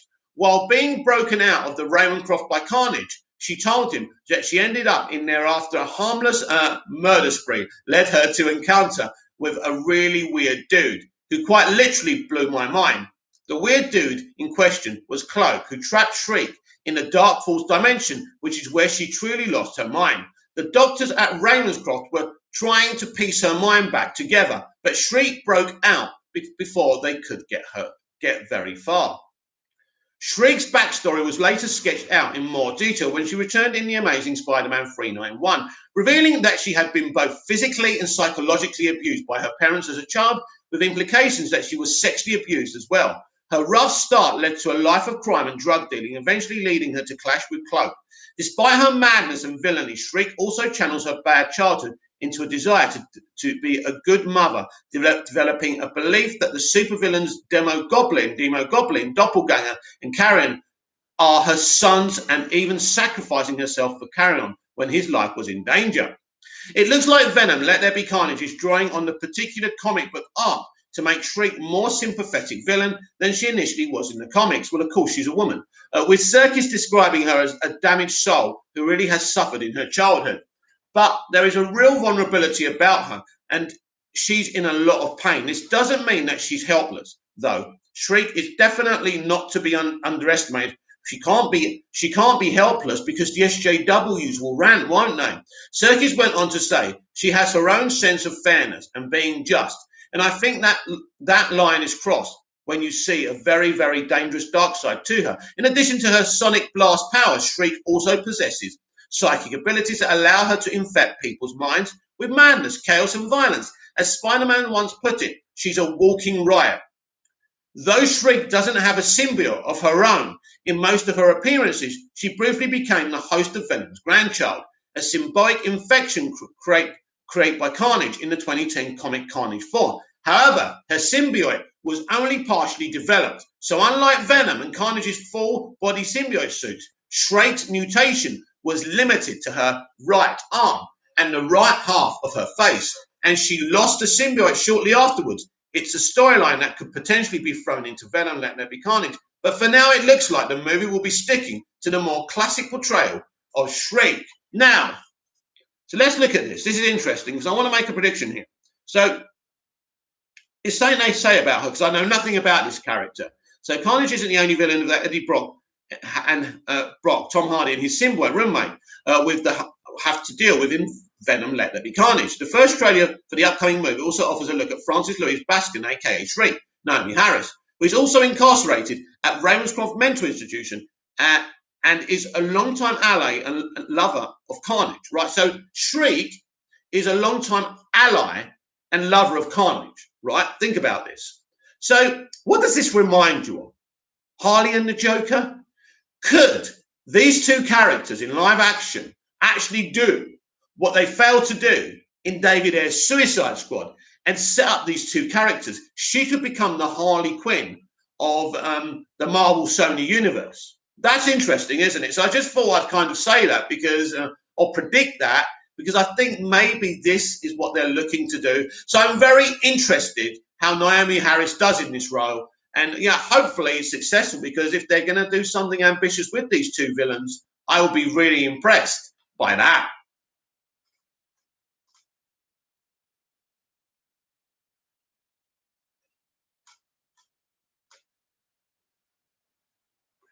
So we're talking about Tom Cruise next. Tom Cruise addresses Mission Impossible 7 on-set rant. Tom Cruise opens up about the leaked on-set rant from Mission Impossible 7 that saw him berate crew members for breaking safety protocols. By Graham Gutman of Screen Rant, Tom Cruise has broken his silence on his now infamous Mission Impossible 7 on-set rant that went viral last year.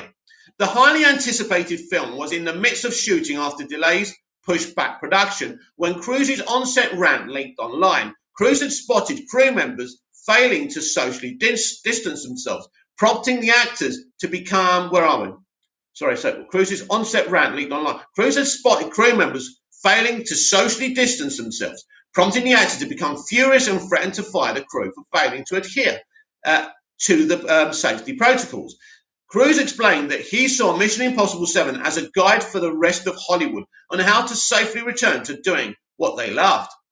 Many people came out in support of the star's rant. Crew members defended Cruise, as did his co-star Vanessa Kirby, who said that she agreed with the message of the rant. George Clooney also lended his voice to the situation, saying that he too supported the message.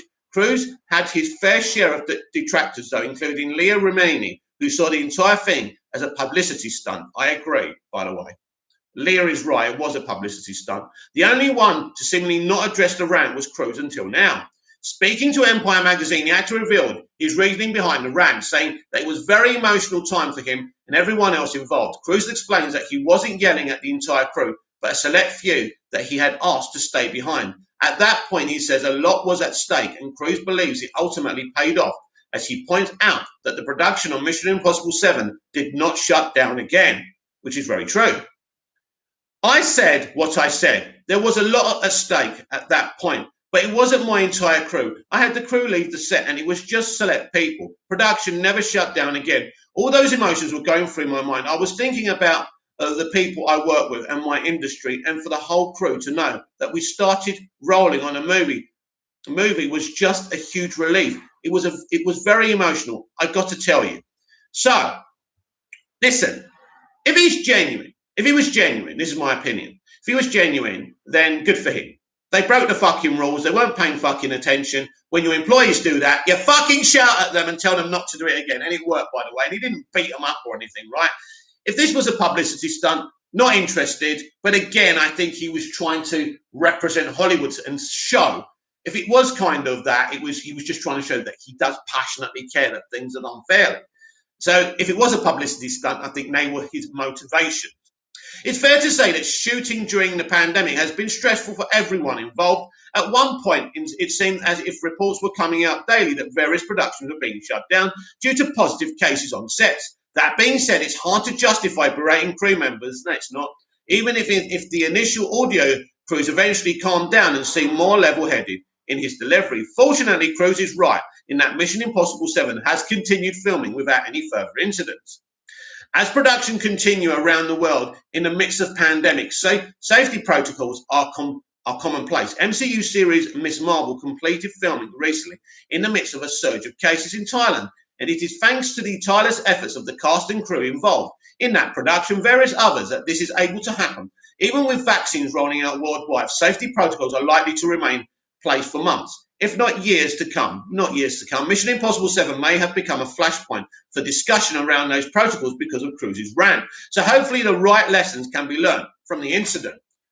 What is it with journalists, right? Don't they understand that nobody goes into a workplace or a set and goes, hello, here's a flower, I love you. I have worked on sets. They're fucking stressful. We're all trying to get this art together and make it perfect for the audience and for the people who own whatever we're doing and know how to put us in place. And it's stressful, and sometimes we disagree, and sometimes we rant at each other. Sometimes we shout at each other. We go our own directions, we come back, and we're fine. It's like when I argue with my dad, I call him all fucking sorts. He frustrates me, right? But then I come back and everything's normal, right? This is not a big deal. It's not like your DVD bonus features. You know, you all fucking go to work. You all know what it's like. So these people are bloody ridiculous. JG, Zack Snyder should direct the next Justice League, restore the Snyderverse. I agree with your wishes. I don't think it's going to happen. JG, hi Mick. Hi JG. So we're continuing to read various of articles around the entertainment industry. Black Widow movie merch teases new weapons for Scarlett Johansson's Marvel hero. Black Widow merchandise teases new weapons are ahead for Scarlett Johansson's Natasha Romanoff, with the Marvel hero wielding a whip-like pieces. Ooh, whip-like pieces. What are they? By Rachel Labonte of Screen Rant. Merchandise for Black Widow teases new weapons for Scarlett Johansson's Natasha Romanoff. At long last, Natasha's solo movie is just around the corner. Fans have long called for the MCU's first female Avenger to get her own movie, but Marvel was slow to actually make it a reality. Even once the film was actually completed and ready for release, the Kate Shortland-directed Black Widows was delayed multiple times by the coronavirus pandemic. It will finally be released in theatres and via Disney Plus's Premier Access on July the 9th. As a result, Marvel has once again started to promote Black Widow. Set in between Captain America Civil War and Avengers Infinity War. So that's important. I didn't actually know this. But this is set between Captain America Civil War and Avengers Infinity War. Now, how that exactly, what kind of placing it's got in between those movies, I'm not sure. Black Widow will pick up with Natasha when she's on the run after violating Sokovia's Accords. Natasha is drawn back to her Russian roots and Red Room that trained her as a child. This gives Black Widow the chance to introduce her spy family comprised of Yelena Belova, Florence Pugh, which is basically the next what's a bloody... I'm just reading about her. I forgot bloody Black Widow. So basically, yeah, she's Yelena Belova, Florence Pugh is the next Black Widow. Melina Vostokov, Rachel Weisz, and Alexei Shostagov, aka the Red Guardian, David Harbour. All the while, she must face the mysterious enemy known only as Taskmaster, a Red Room agent who can perfectly mimic others' fighting styles. Interesting. Kurt, Manchester United fan, Australia glazes out. I play soccer next year, bro. Awesome. Good luck with it. The various Black Widow trailers and posters have teased Natasha's new costumes, but a piece of merchandise actually hints at her latest weapon. Screen Rant's own Paul Young spotted a Black Widow tote bag on sale at Publix, and it shows an animated Natasha wielding two whip-like weapons. They reminiscent of Nat's batons, though. These look far more flexible. In fact, it could be that the batons have a new feature where they lose their rigid shape. Check it out below. Right, so this is the artwork.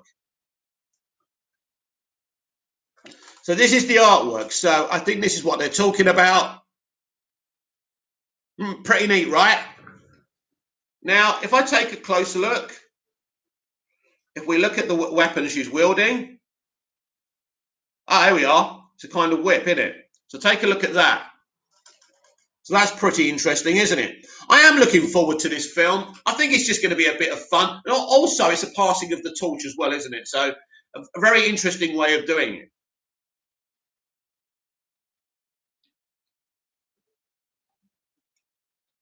And I was reading that and it's gone. So where are we? Right. Natasha's widow's bite frequently gets the spotlight when it comes to her MCU appearances. But Black Widow provides a chance to expand her arsenal. Now that she's reunited with her fellow spies, she might find herself utilizing some weapons from her past. That might be the in-story reason for the change, though it could also just be that Black Widow wanted to switch things up. Either way, expect Natasha to have some new gadgets in the film. All signs point to Black Widow being Natasha's last outing in the MCU, so it needs to be a fitting end. Many fans were disappointed by her death in Avengers Endgame, particularly since she didn't get much of a memorial after. Black Widow provides the chance to rectify that mistake by giving her the final adventure she deserves, by digging into Natasha's backstory and updating her costume weapons. This film is already promising to put her in the spotlight in a way that hasn't happened just yet. That alone makes Black Widow worth the wait. The only problem is she's already dead, so that might cost them with the box office. I would imagine that MCU fans and the mainstream audience will come out and support this movie, but it'll be an interesting experiment to see what happens with that. So that's Black Widow. Now, this is an interesting article. This is from Donald Glover, and I thought I'd read this out to you because I found this interesting myself, and you may find it interesting. Donald Glover trends after criticizing lack of risks in movies and TV now. So I'm going to read this article because it may just be a glitzy headline. I haven't read it yet, and I'm not sure what this is about.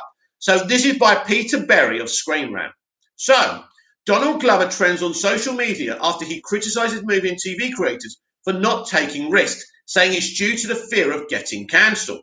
Donald Glover is currently trending on Twitter after he claimed that movie and TV creators are making boring material. Right, hang on a minute.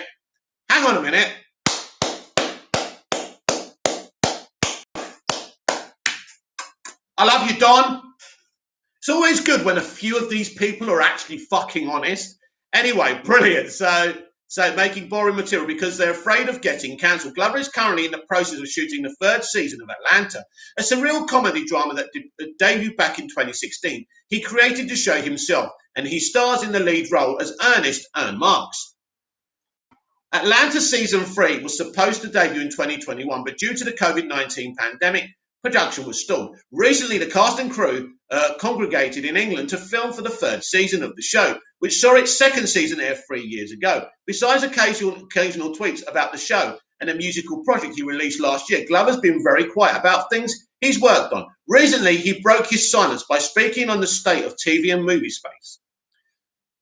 So this is interesting. In a series of recent tweets, Glover commented on complaints he'd seen people make about being tired of reviewing boring stuff. He went on to say that he thinks a fear of being cancelled leads to boring content people talk about, and that led to his name trending on Twitter in the tweet. In the tweet, he says, saw people on here having a discussion about how tired they were of reviewing boring stuff. Should we click on this? Can we click on this? Right.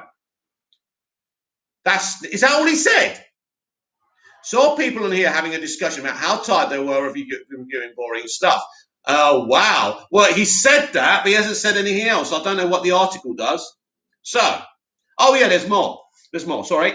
So they feel like they can only experiment aesthetic. Also because some of them know they're not that good. Wow. Let me say that again. This is fucking amazing, right? I've been saying this on this platform for so long. So they feel like they can only experiment with aesthetic, you see. Aesthetic means what you see, right? But not with story.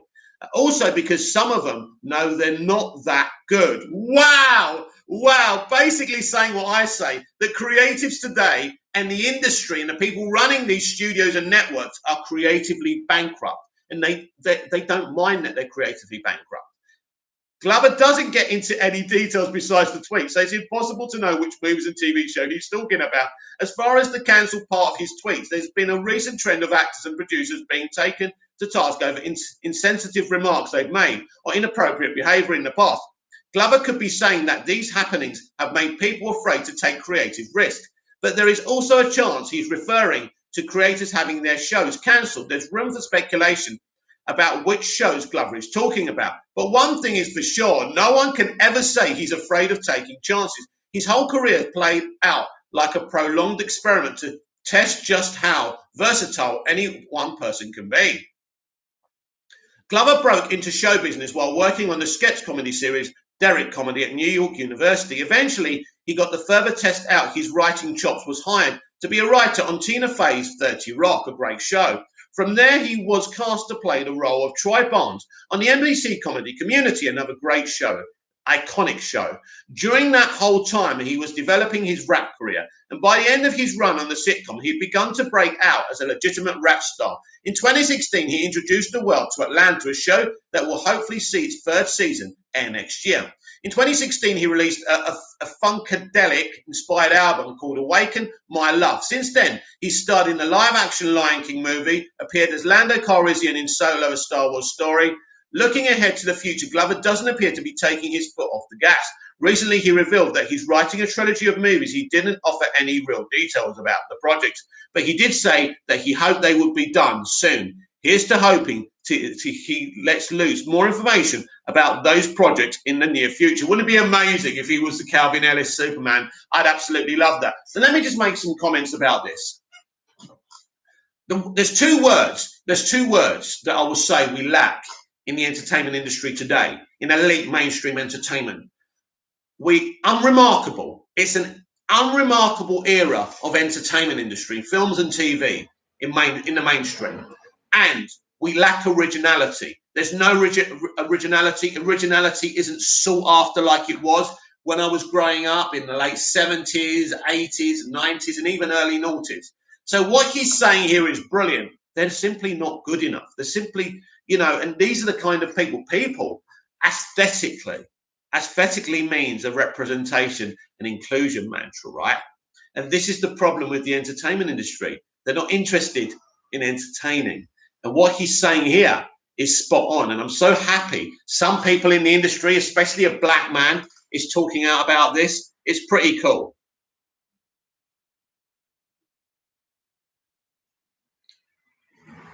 So we're talking about Courtney Cox now. Scream 5's place in the franchise continuity teased by Courtney Cox. Courtney Cox says that the much anticipated new Scream film is not a reboot or a remake, but instead the first of a brand new franchise. So basically, it's continuing from the original. So it looks like we're getting the original cast as well, which is really, really exciting. Wes Craven is not with us, sadly, anymore. That's a shame, but it's his brainchild.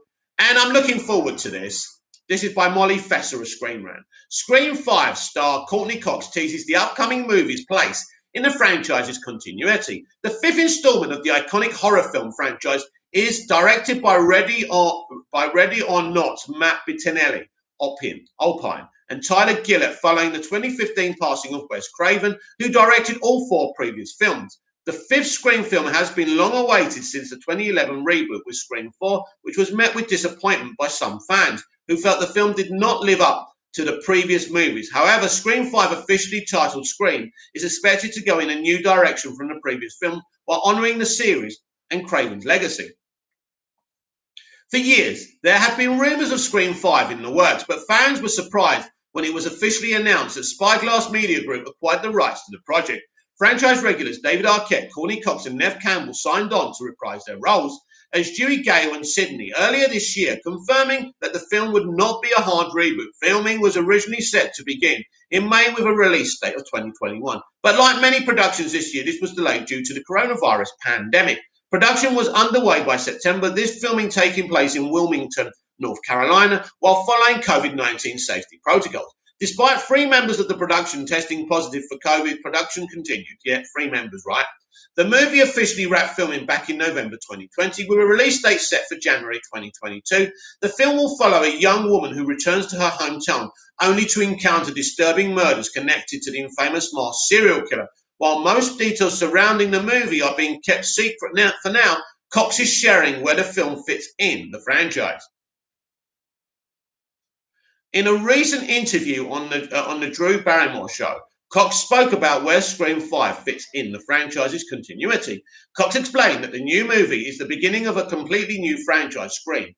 This is the 5th one. It's not Scream 5 though. This is Scream. These directors are incredible. They're making it absolutely. It's new franchise, said Cox. It's hip, it's scary, it's just a new Scream. It's not a reboot, it's not a remake, it's just brand new launch. I think it's going to be fantastic. While the much anticipated sequel will see familiar faces return from the past films in the franchise, there will also be some newcomers that will help give it a whole new generation. Jack Quaid, Melissa Barrera, John Ortega, Dylan Minnette are among the cast making their debut in the franchise. Other details being the film are being kept so secret, but it was revealed that last month the multiple versions of the screenplay were written to keep from spoilers being leaked. It will certainly be interesting to see what direction Scream will go in and how the new characters will unite with the originals to fight off the iconic masked serial killer.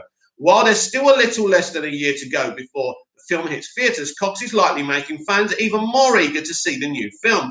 While it's difficult to imagine how the new movie is not a remake or a reboot when there are multiple characters returning from the franchise, things will likely be making more sense once audiences see the movie. So she said it's not a reboot. It's not a relaunch. It's just a new movie, she says. Now, this is interesting because you're bringing back people. So surely what it is a new story with new characters, and these original characters will turn up. A bit like how Nancy turned up in Nightmare on Elm Street 3, right? I think that's what we're kind of alluding to here. Listen, I don't know if anyone's interested in another Scream movie. I wasn't into them that much. I thought they were okay, but let's see what happens with it.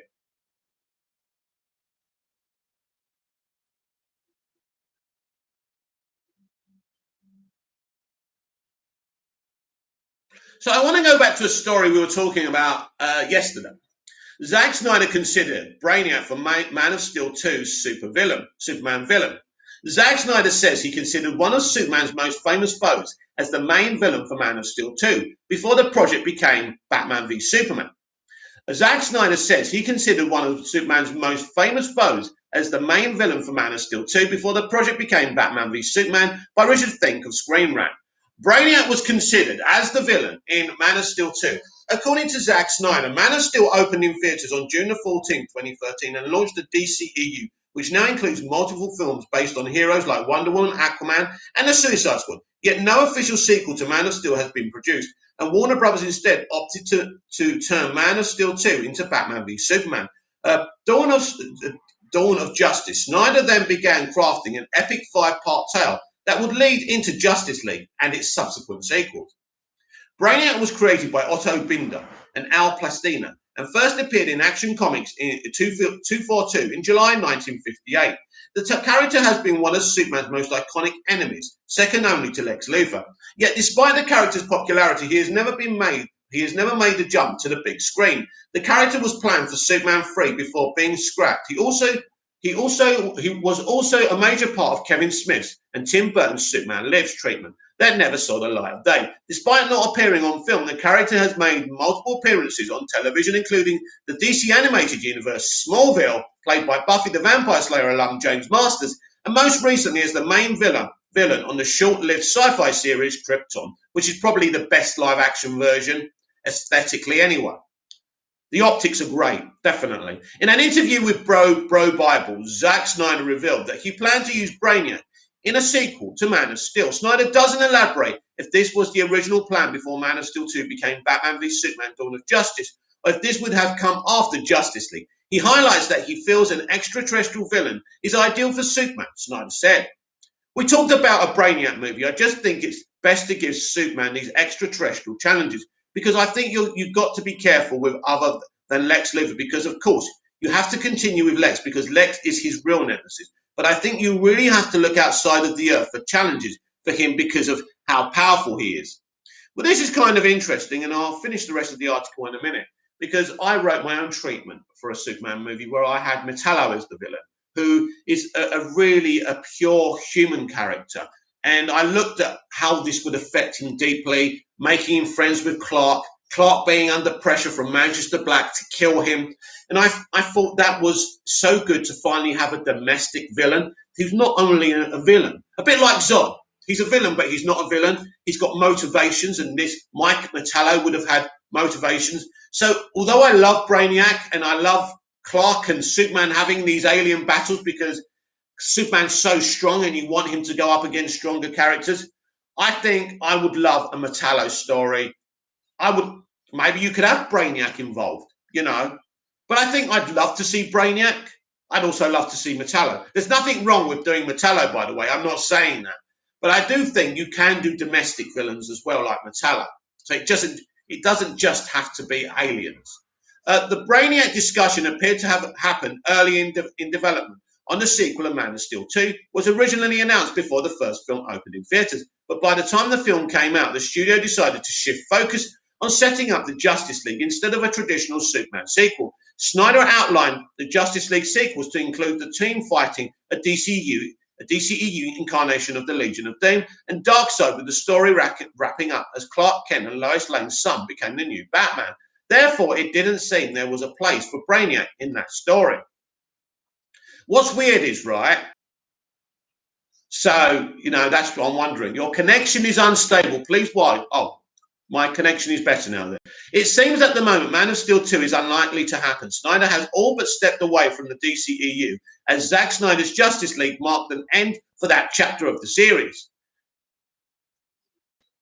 history. Warner Brothers has put focus on spotlighting new heroes like Zatanna, Blue Beetle, and Static Shock. The Superman franchise itself is getting another reboot from producer J.J. Abrams and writer Tanashi Coates, that will feature a black Superman. While Brainiac could be a possible villain for that project, it seems unlikely fans will see Henry Cavill face off against Brainiac anytime soon. Never say never in the entertainment industry. What we got here? Oh no, we've read all those before. Ronnie Dodge, I don't think the Snyderverse is going to continue, plain and simple. I think you're right, Ronnie. Masters of the Universe first images could come this week, says Kevin Smith. Kevin Smith reveals that the first look images of his Netflix sequel series, Masters of the Universe Revelation, could be coming this week. Why? Wow. This is by Grant Herman. Is it Herman's, I think, of Screen Rant.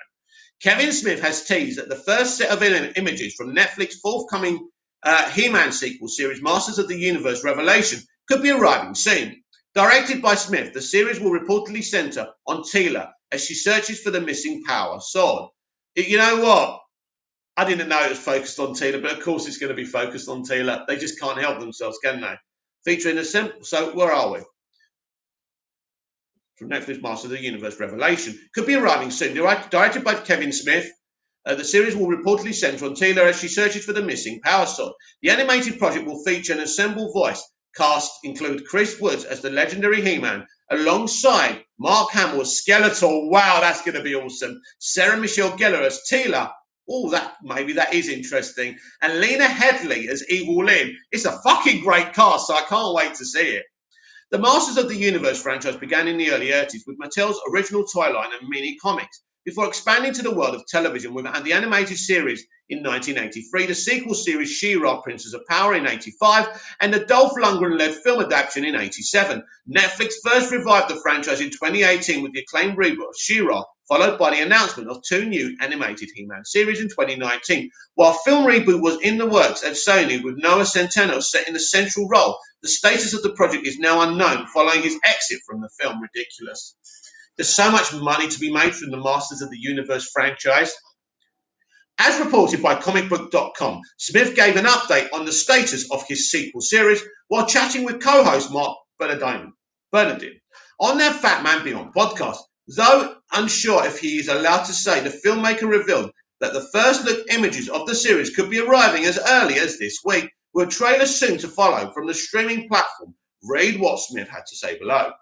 I believe this week perhaps you may be seeing some imagery. I think some of the first press is breaking. I'm not sure if I'm at liberty to say, but there is a preview coming. I did an interview for it and I had to approve images, so I know you're going to see the first images ever released. I think that this coming week, in other news, I saw the teaser trailer, which is fucking phenomenal. It's about a minute and a half. Wow. They found a piece of music that's just absolute Jeff's kiss, especially with the material. It's wonderful. Like I know this fucking series in and out. And look, I know this series in and out, and it made me go back and start watching it again. I was like, holy shit. That Netflix marketing department, they know what they're fucking doing. That's the trailer I saw. It's a great spot, so I can't say when you're going to see it. But if I'm seeing it now, then it's coming fairly soon. So this is very exciting, and I've been excited for this Master of the Universe project by Kevin Smith on Netflix for a very long time. With Smith having recently said he knows when the series is set to debut on Netflix, and he's gearing up for an announcement soon, it seems like this timetable is keeping on track. Plus, with production having started as early as 2019, the time frame of delivering the episodes to viewers with animators working from home does seem to be about right for its imminent arrival. Smith's praising of the Netflix marketing department is also a fairly understandable feeling, given the service has done well to cut together exciting trailers and posters for some of their most anticipated and celebrated titles. The recent announcement of Centennial's departure from the reboot film is certainly a disappointment to fans who are eager to see He-Man return to the big screen. But Smith teases the Master of the Universe revelation could be coming very soon, is sure to help put those sad feelings to bed. It's currently unclear whether it will connect to the Emmy-winning She-Ra, but even if it is not, now would be the perfect time for fans to dive back into the world of Etheria and Eternia to prepare for the sequel series arrival. If this is successful, and I think this will have nothing to do with She-Ra, by the way, I think if this is successful, Smith may get to do his own live-action movie. If they like his take, if we, the audience and the fans and the consumer, like his take, then I think maybe Smith could be going into the director's chair for the first He-Man live-action movie since 1987's. That's a film that's got a special place in my heart. I know people mock it, but I really like that movie. So that's very exciting news, and I can't wait to see the trailer and the actual show. Ronnie Dodge, the amount of fans being toxic and horrible to other directors recently makes me think I don't want the Snyderverse restored. Well, I wouldn't go that far, but Chris Wong-Svensson from Ping Pong Flicks did come out and say, telling people to stop attacking other directors. And he said it really well, and I congratulated him for saying it, because somebody with respect in the community had to say something. Now, I'm not someone who's got respect in the community. I don't think they disrespect me, but I don't have enough power behind me. So it's good someone, a successful YouTuber, came out and said that. But at the end of the day, I don't think it's happening anyway, and let people in their own bubbles do what they want. Because at the end of the day, it's not going to get them anywhere. No, rudeness and aggression gets you nowhere. And look, it's got them nowhere.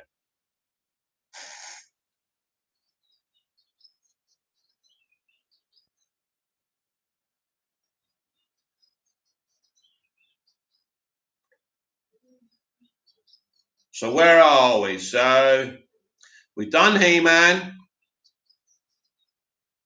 So James Gunn reveals his favourite costume in his Suicide Squad movie. And oh dear, Bobcat's missing out here. James Gunn reveals his favourite costume from the Suicide Squad. Writer-director James Gunn reveals his favourite costume of the ensemble roster of the Suicide Squad, which hits theatres and HBO Max this August by Grant Hammonds, again from Screen Rant. Writer-director James Gunn has revealed his favourite costume from the ensemble roster of the Suicide Squad. Acting as a standalone sequel to David Ayer's 2016 blockbuster, the story centres on the titular group of inmates from Belle Reve as they are tasked with heading to the South American island of Corto Maltese to destroy the Nazi-era prison and laboratory, John Unheim. The ensemble cast includes the returns of Margot Robbie, Viola Davis, Jay Courtney, and Joel Kinnaman, as well as the introduction of Idris Elba, Sylvester Stallone, John Cena, Peter Capaldi, and Michael Rooker. Following the box office success of the first Suicide Squad, Warner Bros. Fast-tracked development of a sequel and numerous spin-offs, with Air expected to return alongside original star Will Smith. However, due to creative differences between the studio and Air, the writer-director departed and search began for a new helmet, eventually landing Gunn to write and subsequently direct after his initial split with Marvel Studios. Though Marvel would reconnect with Gunn the following day, he was still allotted the opportunity by Kevin Feige to make the DC Extended Universe. He wasn't allotted by Feige. Feige didn't have a choice. The agreement and the contracts has been signed. He had to wait for him to finish. Anyway, returning to Guardians of the Galaxy Volume 3. Unlike some films releasing this year, namely from WB, the film did not suffer from COVID-19 related release delays, but is set to debut simultaneously on HBO Max and in theaters. After describing his love and appreciation for costume designer Judiana Makovsky and her team of their work bringing Elba's Bloodsport to life with his outfit, a fan asked Gunn on Twitter which character's costume was his favourite of the roster of character on the film. Gunn responded, confirming that masculine polka dot man, he is pretty awesome, remains his favourite, particularly for Makovsky's ability to bring his vision to life on the first try. Check out Gunn's revelation below. Working out specifics of this complex outfit with the costume and prop department was challenging to say the least. Thanks to our costume designer Juliana Makovsky, a props chief Drew Petrolka for tirelessly working in unison, despite me giving literally hundreds of notes. I love them all, but I describe Polka Dot Man's sad sack soldier, B-grade supervillain with a slightly ill-fitting outfit and goggles. Look to Georgiana and have team did one first design, and that's what it is today. Georgiana can see it in my brain. Wow. While fans have been thoroughly excited about the roster of new and returning characters to the film, the Mastian's Polka Dot Man has been one of the most talked about of the bunch, from his desire for death to his outlandish costume and the actor's past in the Marvel Cinematic Universe. With Ant-Man series, viewers have been laughing and also clamoring to learn more from the character, giving Gunn's flair for offbeat humor and characters. It should come as no surprise Polka Dot Man's costume was his favorite to design, and Polka Dot Man is awesome. The only real concern fans should have is whether this love for designing the character's costume carries over into Gunn making the effort to keep him alive at the end of the story.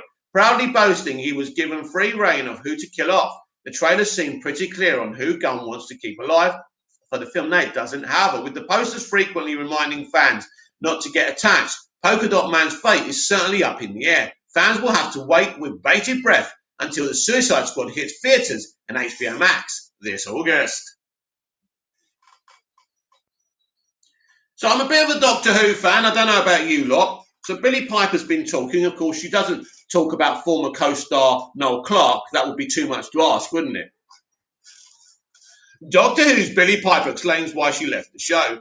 Nearly 15 years after her departure from Doctor Who, Billie Piper opens up about her unexpected fame and pressure that led to her leave the show.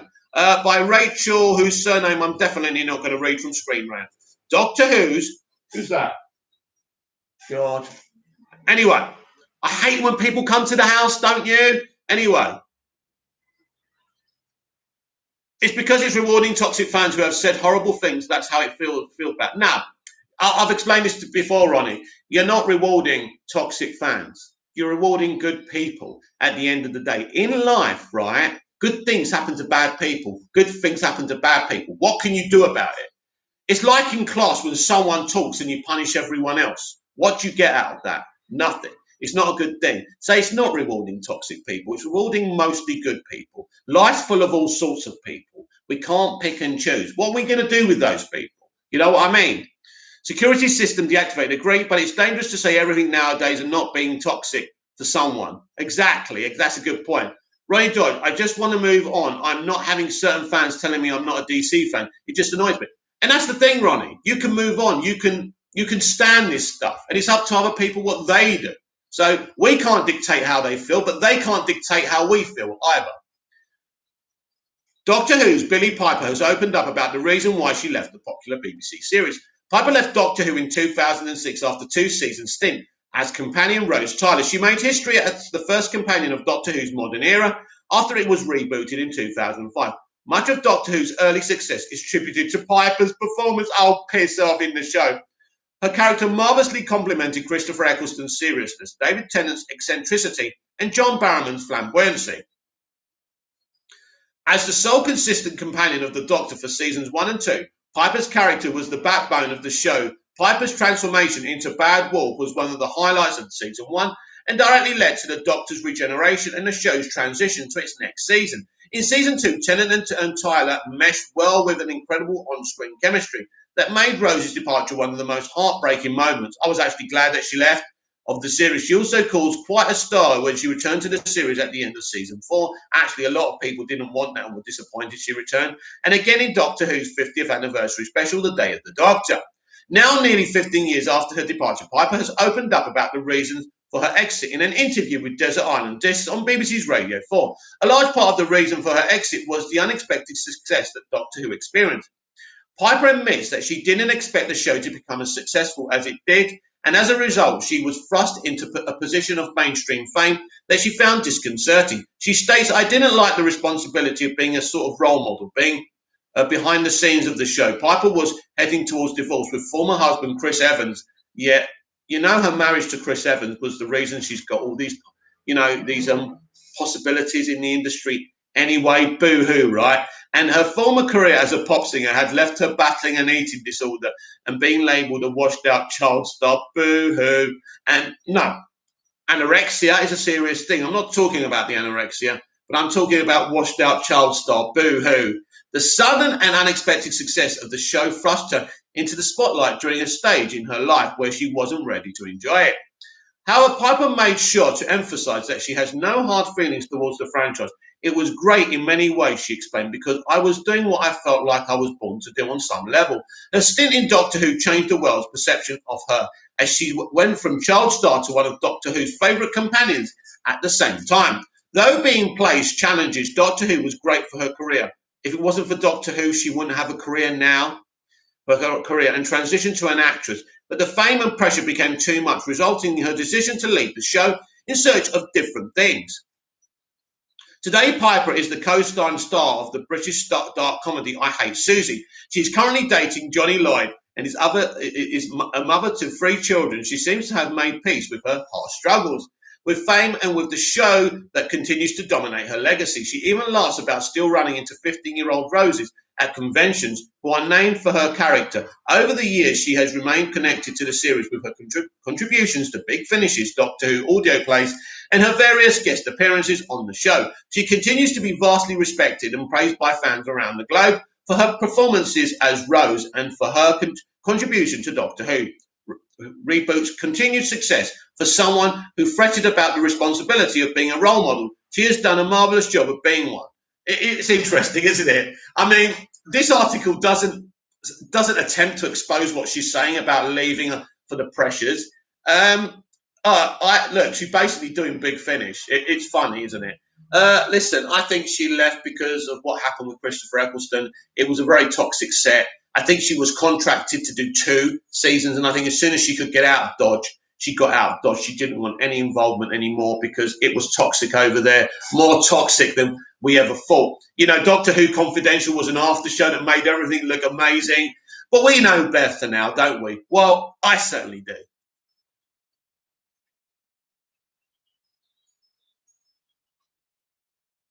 So that's all your articles today. We've been on air, right? We've been on air for 2 hours nearly, and it's been sensational. And I've really enjoyed it. If I've come across a bit tired at times, I've been talking continuously for 2 hours, so I was a bit at times, but because I wanted to read out lots of various articles from the entertainment industry, I enjoyed it, and I hope you enjoyed it as much as I did. Right, where are we? Right, where are we? Ronnie Dodge. Sorry, mate, I'm just having a rant. That's fine. You can have a rant. You're not saying anything wrong. It's your opinion. Everyone has their own opinions, and that's cool. But obviously, some people want to move on and embrace the new DC universe, and some people want to just keep on going on about the Snyderverse and fighting for it. Ronnie Dodge, but yeah, totally agree with you, mate. So everyone's entitled to their opinions. Some people want to fight for the Snyderverse, and embrace the new DC universe. And some fans are saying you can't do that. Nobody can tell you what you can't and can't do. Get up in the morning, suck up the air, and do whatever the hell you want. But don't kill anyone. Try not to take too many drugs, and just try and be as good as you can. But nobody's perfect. Comment down below. Like, share, and subscribe. Come follow me on Twitter. I'll be back tonight if I get over this sore throat after being on air for 2 hours on Big Mouth Live from 6 p.m. UK time to 6:30.